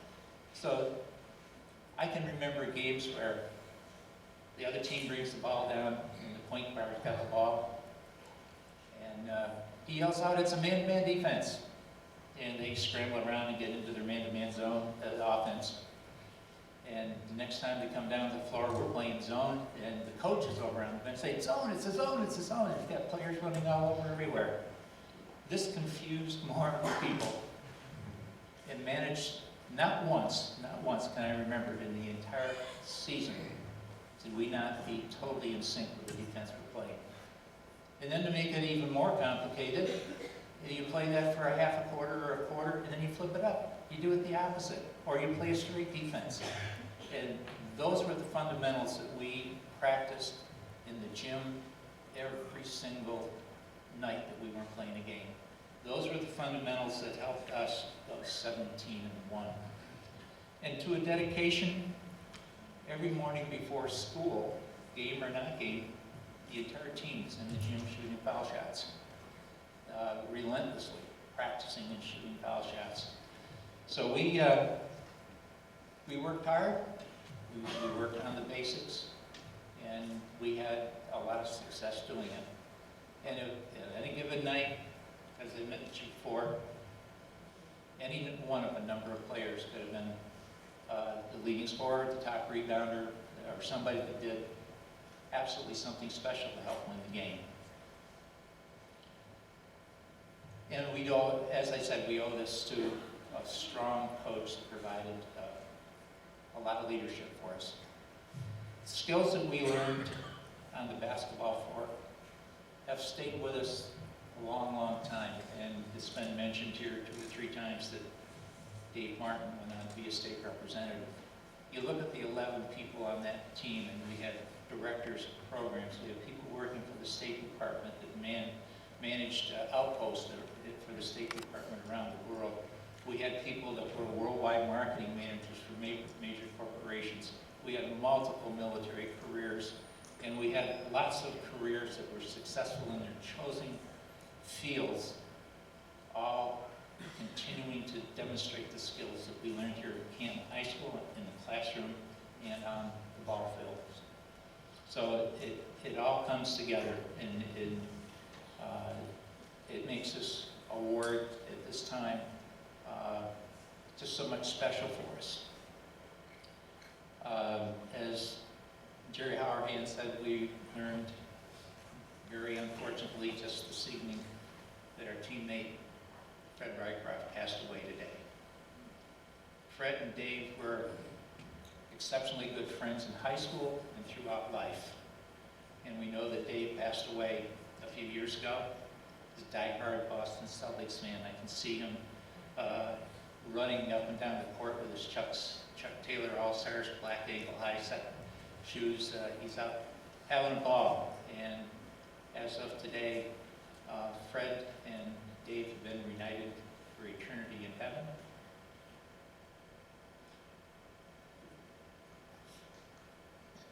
And I'd like to ask for a moment of silence on their behalf.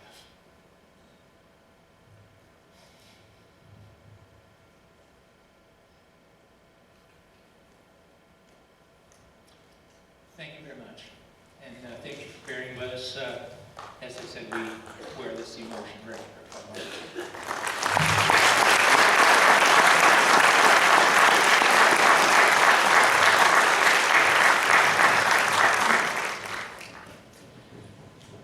I would like to wrap up the comments here this evening saying we as a team would also like to extend our congratulations to all those that preceded us into the Hall of Fame.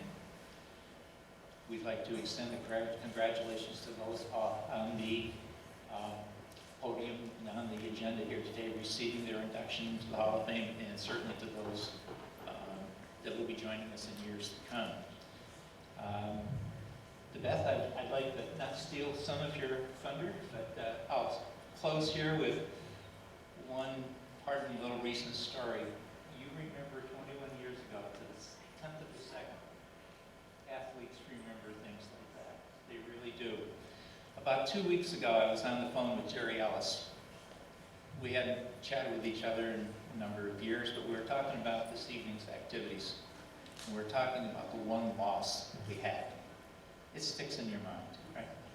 And I think one of us said, yeah, it was a loss down in the lawn Franklin Academy. And the other one said, yeah, there was this little guy, his name was Harwood. He was posting up on the baseline and shooting up to the foul line. And the next one says, yes, and he was shooting up crazy hook shots from the foul line.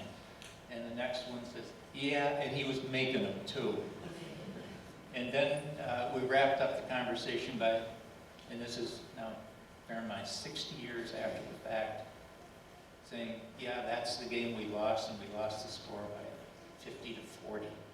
60 years later, you remember those things. They stick with you, they're important to you, whether it's the loss that rivets you, or whether it's the 10th and second that sets a record. We remember those things. And with that, again, we'd like to express our appreciation for being recognized into the Hall of Fame here this evening, and congratulations to everyone else receiving their awards this evening as well. Thank you.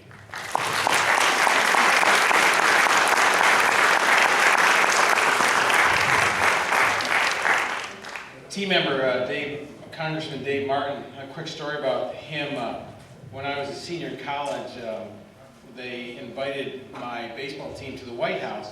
And when you go to the White House, you have to go through security in this room where they give you all kinds of background checks and this and that, all kinds of questions. So I get to the true story, as Jerry Smilgo would always say. I get to the very last part of this, and it was like a 45-minute process. And they said, "Are you Mike Wentworth?" I said, "Yes." And they said, "Come with me." I'm like, holy shit. I'm like, what am I doing? And so two guys take me, my team's back, my coach is back, they take me out, and they say, "Follow me." And I'm thinking to myself, here, I'm 22 years old, what's going on? Anyways, long story short, Dave Martin was waiting for me. He said, "You're from Canton, New York, I'm from Canton, New York." And he wanted to show me around, and it's the coolest thing. I feel so proud to be a Golden Bear. Awesome. All right, next our team, 1965-66 boys hockey team, presented by Tom Coakley, accepting Faye Peters.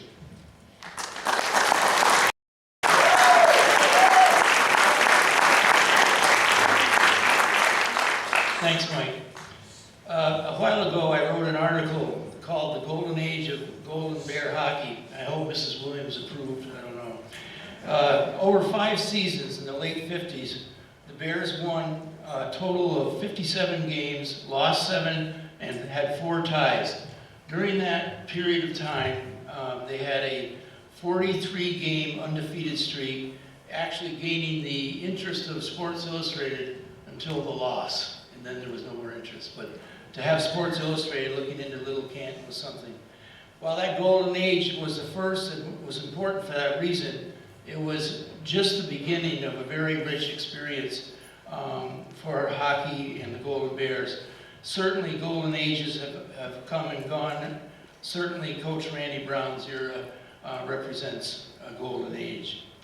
Among many successful years, the second golden age of excellence could be defined as the late 60s, when over a 4-season period of time, the Bears had a record of 59 wins, 13 losses, and 1 tie.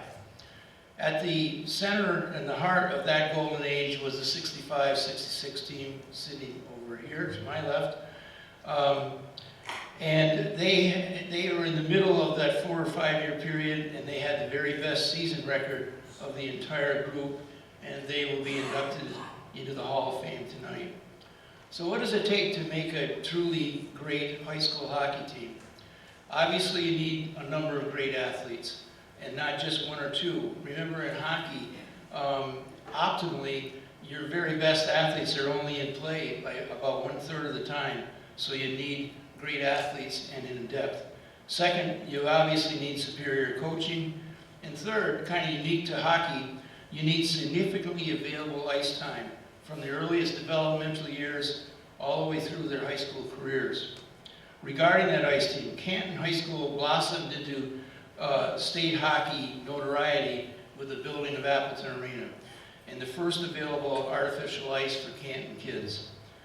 In the 50s and 60s, those towns with dependable ice would emerge as the very best hockey teams in the state.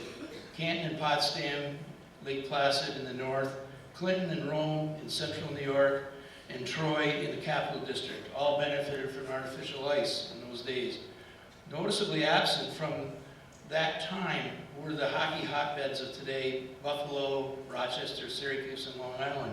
So we had a northerly competitive advantage for sure. In addition, the grammar school ice rink was packed every single night from after school until dark, and many of those same skaters would be out the next morning practicing at Appleton Arena. Let's turn to coaching. This team probably benefited from the very oldest coach and the youngest coach in the state at the same time. Coach John Oliver is already in the Hall of Fame individually and as the coach of various Hall of Fame teams.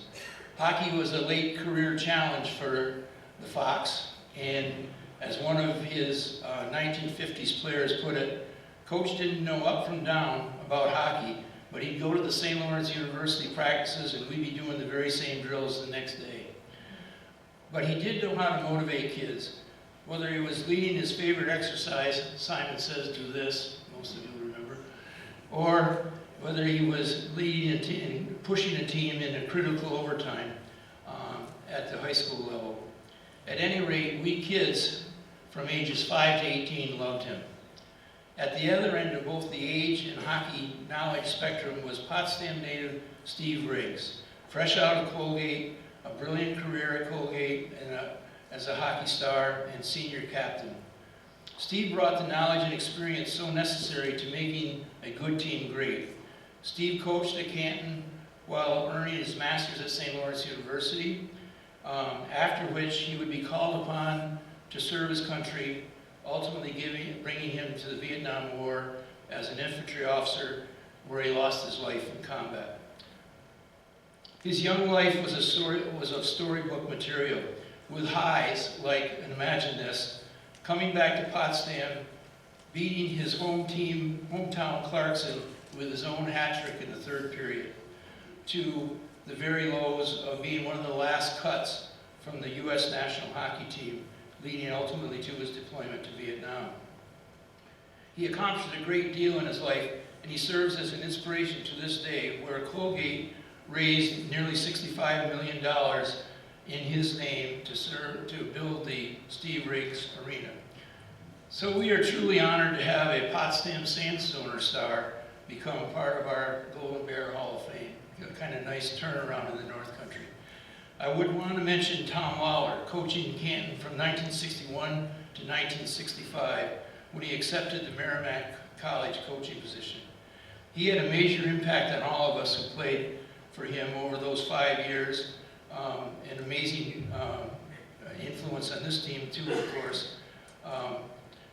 And in those 5 or 6 years, this is an astounding fact, but probably 25 to 30 Canton players had the opportunity to play college hockey, largely due to his influence. That's really amazing for a small town to be able to produce that kind of opportunity. And by the way, he was also the volunteer ice maker at the grammar school, and critical to Canton's hockey success and baseball success, Coach Lawler was always very involved with the community youth programs as well. Finally, thanks to the Pee Wee hockey volunteers, many of whom were the fathers of these guys right here, but with particular mention to Jack Clemens, who coached all of us at the very beginning as mini-mites, and then again as 13 and 14-year-olds. As the saying goes, without the animals, you've got no circus. And no comparison intended, of course. Without the players, you have no team. This team was especially filled with great hockey players. Some are already in the Hall of Fame as individuals, and altogether, this particular team, I believe, yielded about 7 or 8 college hockey players. Quickly, their accomplishments: 14-2 record. They won the Northern League regular season championship. They had a mid-season winning streak of 10 games. They scored 73 goals. averaging 4.56 per game. They gave up only 22 goals for the season, just 1.37 per game. They closed the season with dominating wins over Messina 5-0 and Potsdam 8-3 in the Clarkson tournament, and that gave them the Section 10 championship again. Sadly, we were in a time before state championships, but understanding the lay of the land, this team would have been the odds-on favorite to take that award as well. I cannot close without speaking of Randy Kohlmeyer. We lost Randy this year after a long battle with cancer. During these last years, he worked very hard to promote his, already in the Hall of Fame himself, he worked very hard to promote his team into the Hall of Fame. A quick story on Randy. Randy didn't arrive at Canton until junior high, usually far too late to learn to skate well enough to play competitive hockey. But classmate Sandy Clark, I think she was sitting over here, actually taught him how to skate in 7th and 8th grade at the grammar school. Early on, his speed was phenomenal because he was a very natural athlete, very fast and with a great amount of desire. His speed was phenomenal, but his expertise in turning and stopping was seriously lacking. I, as the older group, would watch, and we were amazed at his speed. As we all watched, we were very concerned that his end-to-end dashes would result either in the end of Randy or the end of our boards, one or the other. He survived those trying periods, and as surprising as it would be, went on to play college hockey at Ohio University. No small feat, beginning as late as he did that way. So Randy, we thank you very much for your efforts and bringing this great gang of guys together. If Captain Faye Peters would come up, I guess I get to induct you into the Hall of Fame or something like that. Thank you.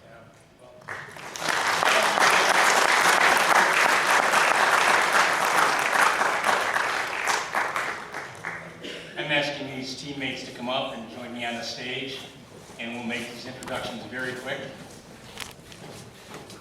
Thank you, guys. Mr. and Mrs. Riggs, you're with us. Would you be willing to come up as well?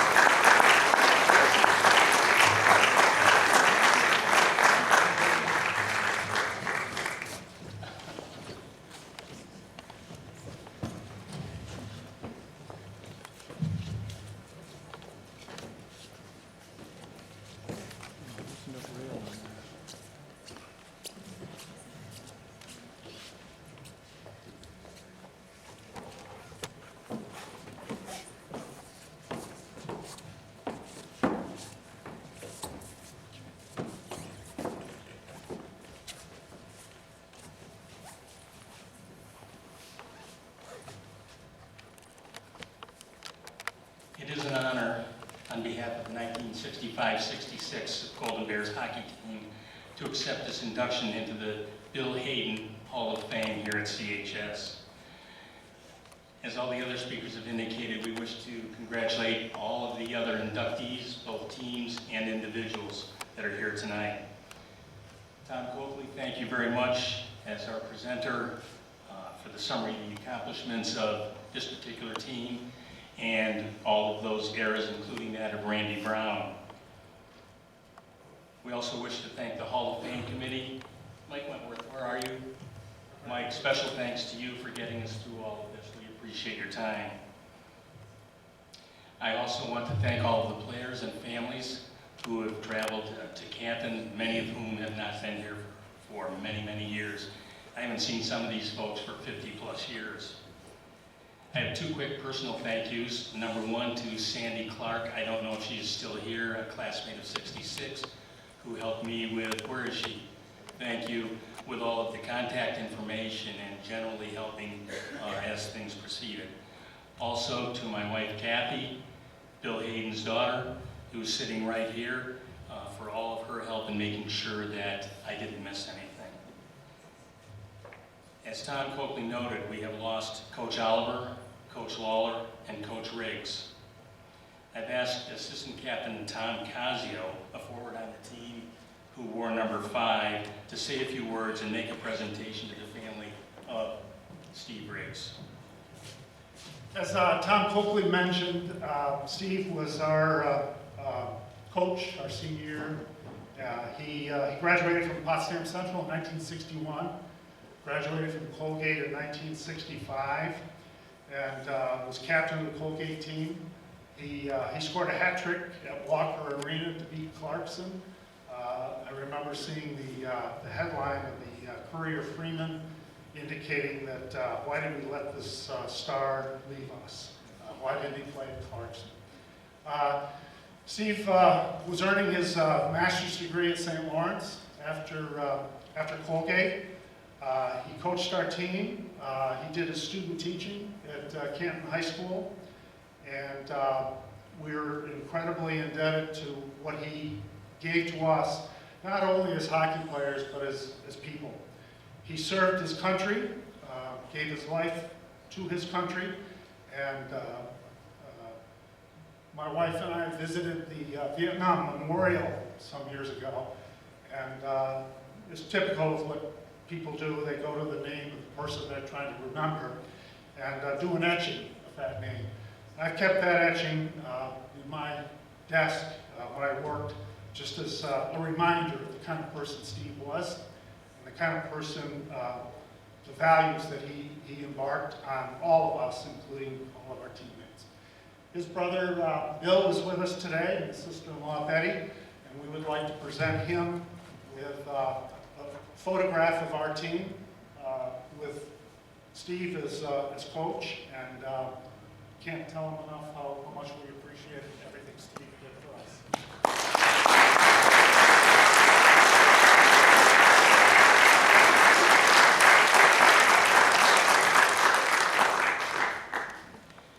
Thank you, Tom.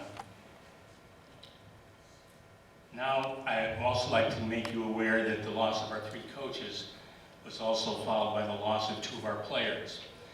And I have asked Joe Bascom, one of our assistant captains, to hold a jersey for jersey number 1 for John Clark, who was a goaltender for us, who died many, many years ago. But this is to honor John. Thank you, Joe.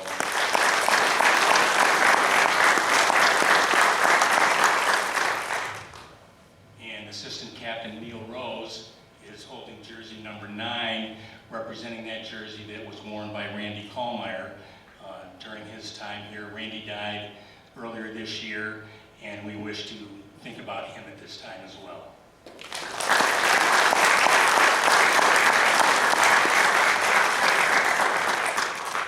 I don't know if Randy's son, Steve, is here. Raise your hand if you are. He has 2 little kids, and I think they were, oh, there they are. Thank you, guys.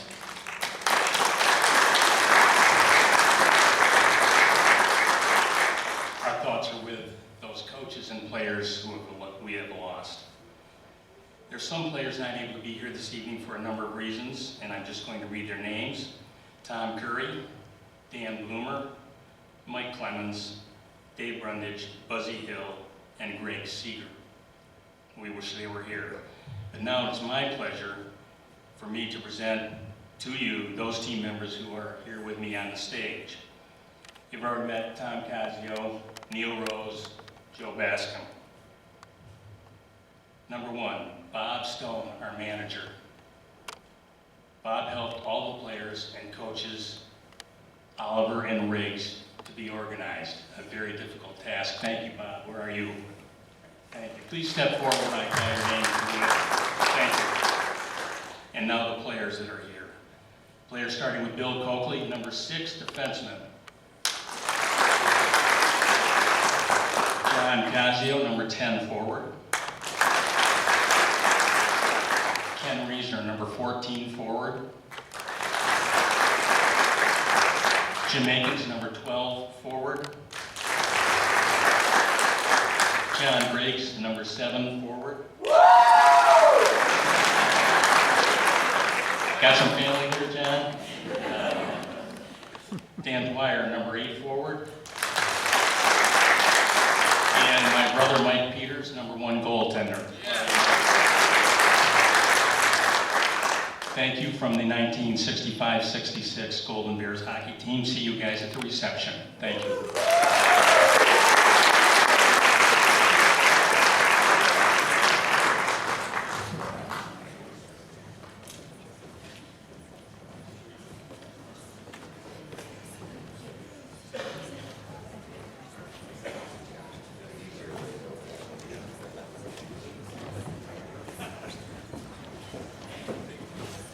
Jim Akins, I had you for 5th grade teacher. You seemed a lot taller at that time.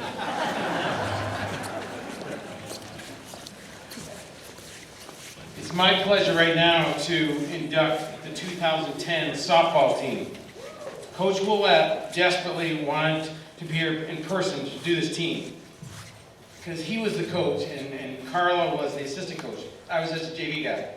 He said to me in the last time I saw him, he goes, Mike, the 2008, 2009, and 2011 team need to go in the Hall of Fame, but the 2010 team need to go first. He said, so you need to do it right. I got very famous from Henry LeQueer back there, and actually he's wearing a 3-piece suit, so you know it's got to be famous. These are special girls. I don't know what's going on back there. For coaching JV games on the field next to us and watching the varsity game at the same time.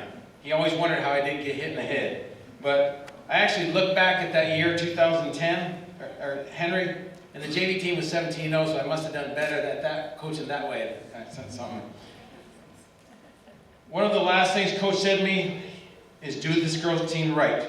And you know what? When I sat down, Rick Mace took my glasses, and I thought, oh my God, I can't see anything. I didn't know where they went, but I think I could do this team without reading my notes. I honestly do.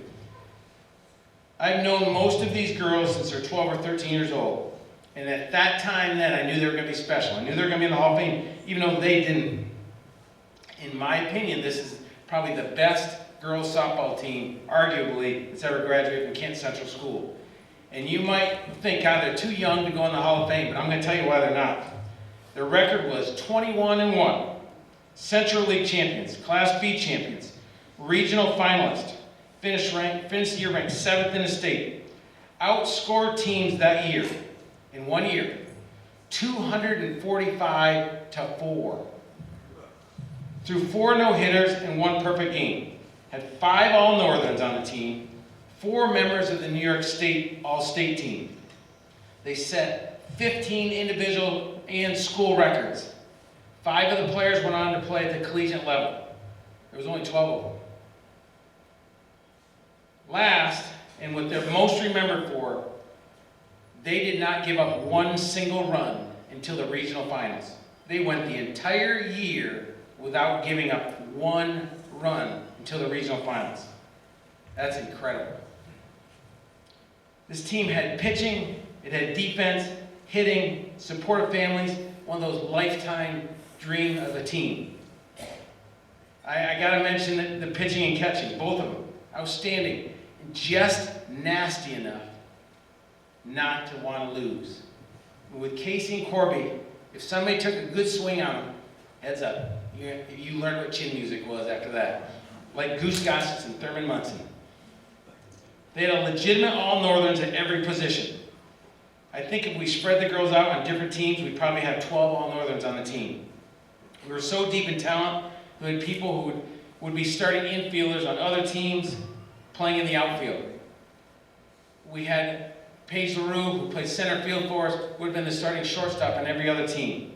Mickey Lennox, at first team All-Northern, moved to Canton, the rich get richer, her junior year. She's an All-Northern third baseman. She ended the year playing outfield for us.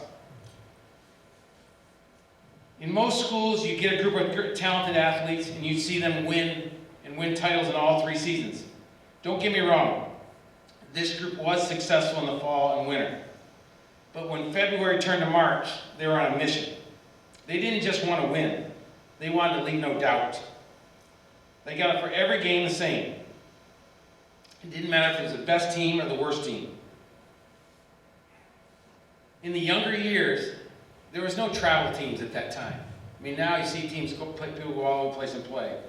I just remember talking to Art Quackenbush, and he said, you need to start barnstorming. All I could think about is Babe Ruth barnstorming days. They started out going and playing local teams older than them, going to Canada and playing. I remember going to Canada one time and played a couple teams, but this team was so good, they said, we got another team for you to play the next time you come up here. It was a boys team, boys fast pitch team. Well, one of our hitters ripped one off the pitcher's arm and broke his arm. That ended that. Guys like John Tile, Chris Phelps, Rance Bell, Randy Bell, among others, got this group playing travel ball at a very young age. Most of the girls were only 10 and 11 years old. They played regional teams. When they started out, they got run ruled every time. But by the end, they're winning tournaments and placing in all of them. They played a lot of softball over the years. I mean, a lot. I remember a few times that they'd have 16 or 17 runs in the first inning. Wayne would yell across to Carla, Carla, how many runs do we have? She'd look over, no more stealing bases, no more. He was always the class, he didn't want to run it up. Umpires would beg to work their games because the games only take an hour. Clean defense, no hits, no runs, quick games. On my JV games, they'd be done and we'd be in the fourth inning. And it wasn't just pitching and defense. I'm going to tell you a story about these guys in a Governor game. Governor put in this new field over there, and I remember getting off the bus and the coach saying, well, the outfield fence is a little long for girls' high school softball, but it'll be good. They turned it into a home run derby. Sibbs had a 1 home run. Corby had 2 home runs. Sammy Brown had 1.5 home runs. And I'll explain how that happened. I'm on the JV field, on the outfield fence. Steve Besaw knows this field. Around the outfield, there's rocks around it. Nobody saw this but me. Drove me crazy, but I couldn't do anything about it. She just went out of the park towards the JV field, hits a rock, bounces back in, the umpires give her a double. I gave it 1.5 home runs, Brownie. Then what they're most famous for is the shutout streak. 21 games in a row without giving up a run. Again, that's still a New York State record. It's just crazy. Teams at the end didn't care if they beat them. They just wanted to be the team that scored the run. Salmon River in the Class B finals, Canton was up 7-0 at one point. All they wanted to be is the team that scored a run. They tried to bunt runs in, to do anything, they just couldn't score a run. At one time, the streak almost ended. I'm going to tell you how it happened. Again, playing Governor at home. 2 outs. Girl hits a ground ball to shortstop. Sammy Brown goes deep in the hole, comes up, amazing play, throws it off the Bosse's building 1.5 miles away. The girl gets on second base. 2 outs. Next girl gets a hit. The crowd roars. They think they're going to score a run. Paige Chase comes up with the ball in left field. By the way, I'm watching this from the JV field during our game. Paige Chase comes up, fires it to home. Bounces 14 times. Corby's there, boom, catch, out. The crowd goes, whoosh. I remember over on the third base coaching box in JV going, yes! Sarah Lee goes, what happened? I'm watching that game. The 2 years were good before, but the 2010 team was special. Again, a team of a lifetime. I first want to bring these girls up, and then I'm going to have Natasha Bell talk about them, and they're going to come up and stand right here. Bailey Phelps, Paige Chase, Bree Tyo, Sam Corbett, Sarah Elliott, Katie Murray, Sammy Brown, and Bree Sibbons. And I apologize if I don't know your married names. Joining them is Casey Wentworth. I do know her last name, Brabbaugh. Natasha Bell Cook is going to be introduced now.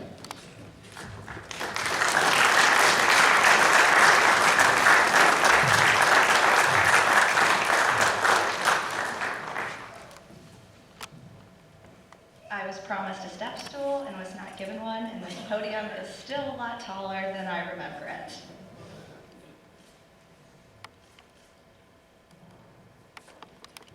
While Coach is passing out the certificates to everyone. Back in the day, I stole a couple bases. I was known for possibly being fast, and that is the nature of my speech tonight, as I know I am the last person keeping us from GTs. So thank you to everyone for being here tonight. I'd especially like to thank the committee and congratulate all of the other inductees. This is truly an honor and a great crowd to be among. Before I begin, I was wondering if anyone invited Fergie to tonight's induction, and the families will be the ones to get that joke. The last time I was at a Hall of Fame induction was 15 years ago, and an athlete I admired deeply talked about front of the plaque and back of the plaque moments. Essentially, front of the plaque moments are your wins, your broken records, and what everyone remembers about you. Back of the plaque moments include your losses, your shortcomings, and all of the behind-the-scenes work. I've carried that wisdom with me for years, and I hoped one day this softball team would be inducted as well and become among the ranks of many highly respected Canton athletes. When I think about this team's behind-the-scenes work, yes, it includes quick catch and batting practice, but it's so important that I pause now to thank all of the parents here tonight. Not just the softball parents who spent their summers traveling, but any parent who gave their time and money, thanks for all the Gatorade, Mom, to allow their child to play sports. I think it is one of the most generous things we as parents can do. It's also worth mentioning the two teams that preceded this 2010 team. In 2008, our season, we celebrated Coach Willette's 300th win and barely fell short of Cohoes. In 2009, after winning Section 10 in extra innings, a few games later, we were bested by Mechanicville. That loss stuck with so many of us, and at the time was our fuel for 2010. Our 2010 team knew exactly what we wanted, and we wanted to be where we wanted to be, and where we felt we belonged.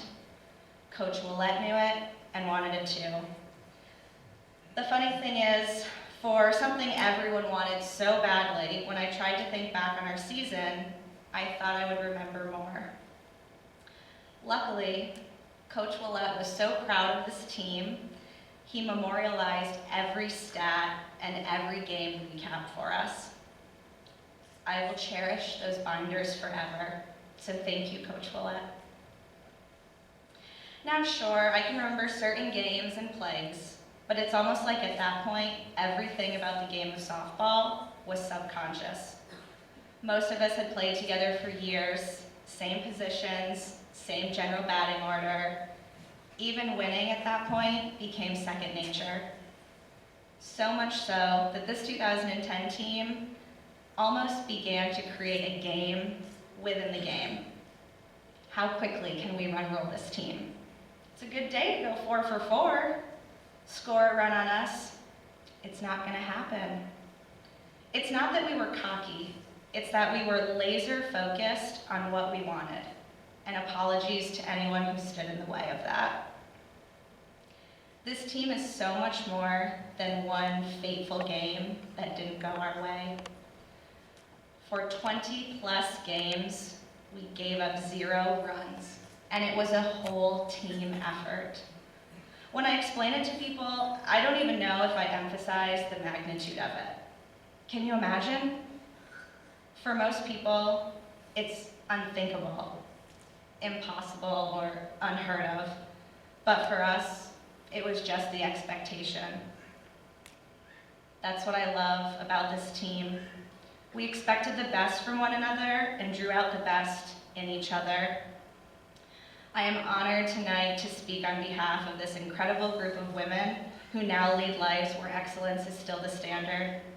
The lessons we learned on the field directly impact the lives we lead, and for that, I am humbled and grateful.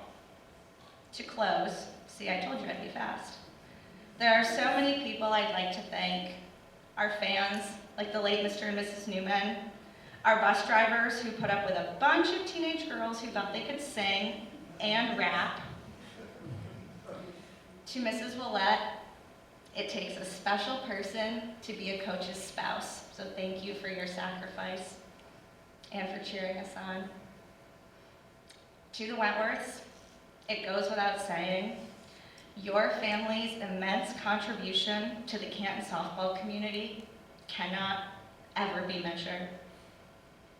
And again, thank you to all of our supportive families.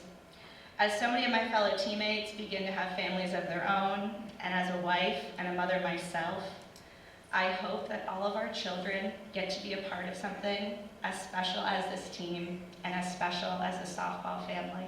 Thank you.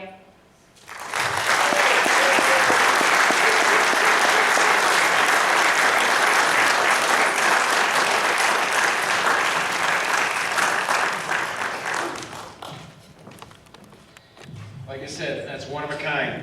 The last 2 years, the softball program has had two great teams as well, who are going to be in the same sentence as these guys, but I just don't know if anybody can repeat what these guys did. 2 years ago, that team, one of these teams was in the overall Section 10 championship, and they had a rough first inning, got down 6-0. And I happened to see in the outfield fence, Natasha and Bree with their kids out there. I'm like, and I'm a big person, see, it's a sign. And I saw them, I'm like, holy cow, we might come back. And we did, we came back and won. And that's, I saw those jump, and I'm like, we're gonna do it. At the same time, somebody broke Taco's stolen base record, and she got after me for sending her so much too, so. The foundation, which was laid by the former athletes in this room tonight, is still very evident by the success we're being enjoyed at our current Golden Bear student athletes. The bar has been set very high. Last year, I just want to note, 2021-2022 team titles and awards. Section 10 championship, girls swimming, boys volleyball, boys basketball, boys hockey, boys track, boys golf, girls softball. Also, the boys baseball team had one of the most successful teams in Canton history. All this because you guys laid the foundation. Also, 2021-2022, Canton had the MVP in 8 different sports. Indoor boys track, outdoor boys track, football, boys cross country, volleyball, boys basketball, softball, and baseball. That's incredible. All this because you guys laid the foundation. I'd like to close the night with one more Wayne Willette quote. Don't ever forget, it's a privilege, not a right, to play, coach, and work for the Canton Golden Bears. Mark Simpson said the first round's on him. I don't know how we're going to charge him, but we're going to charge him. Have a great night.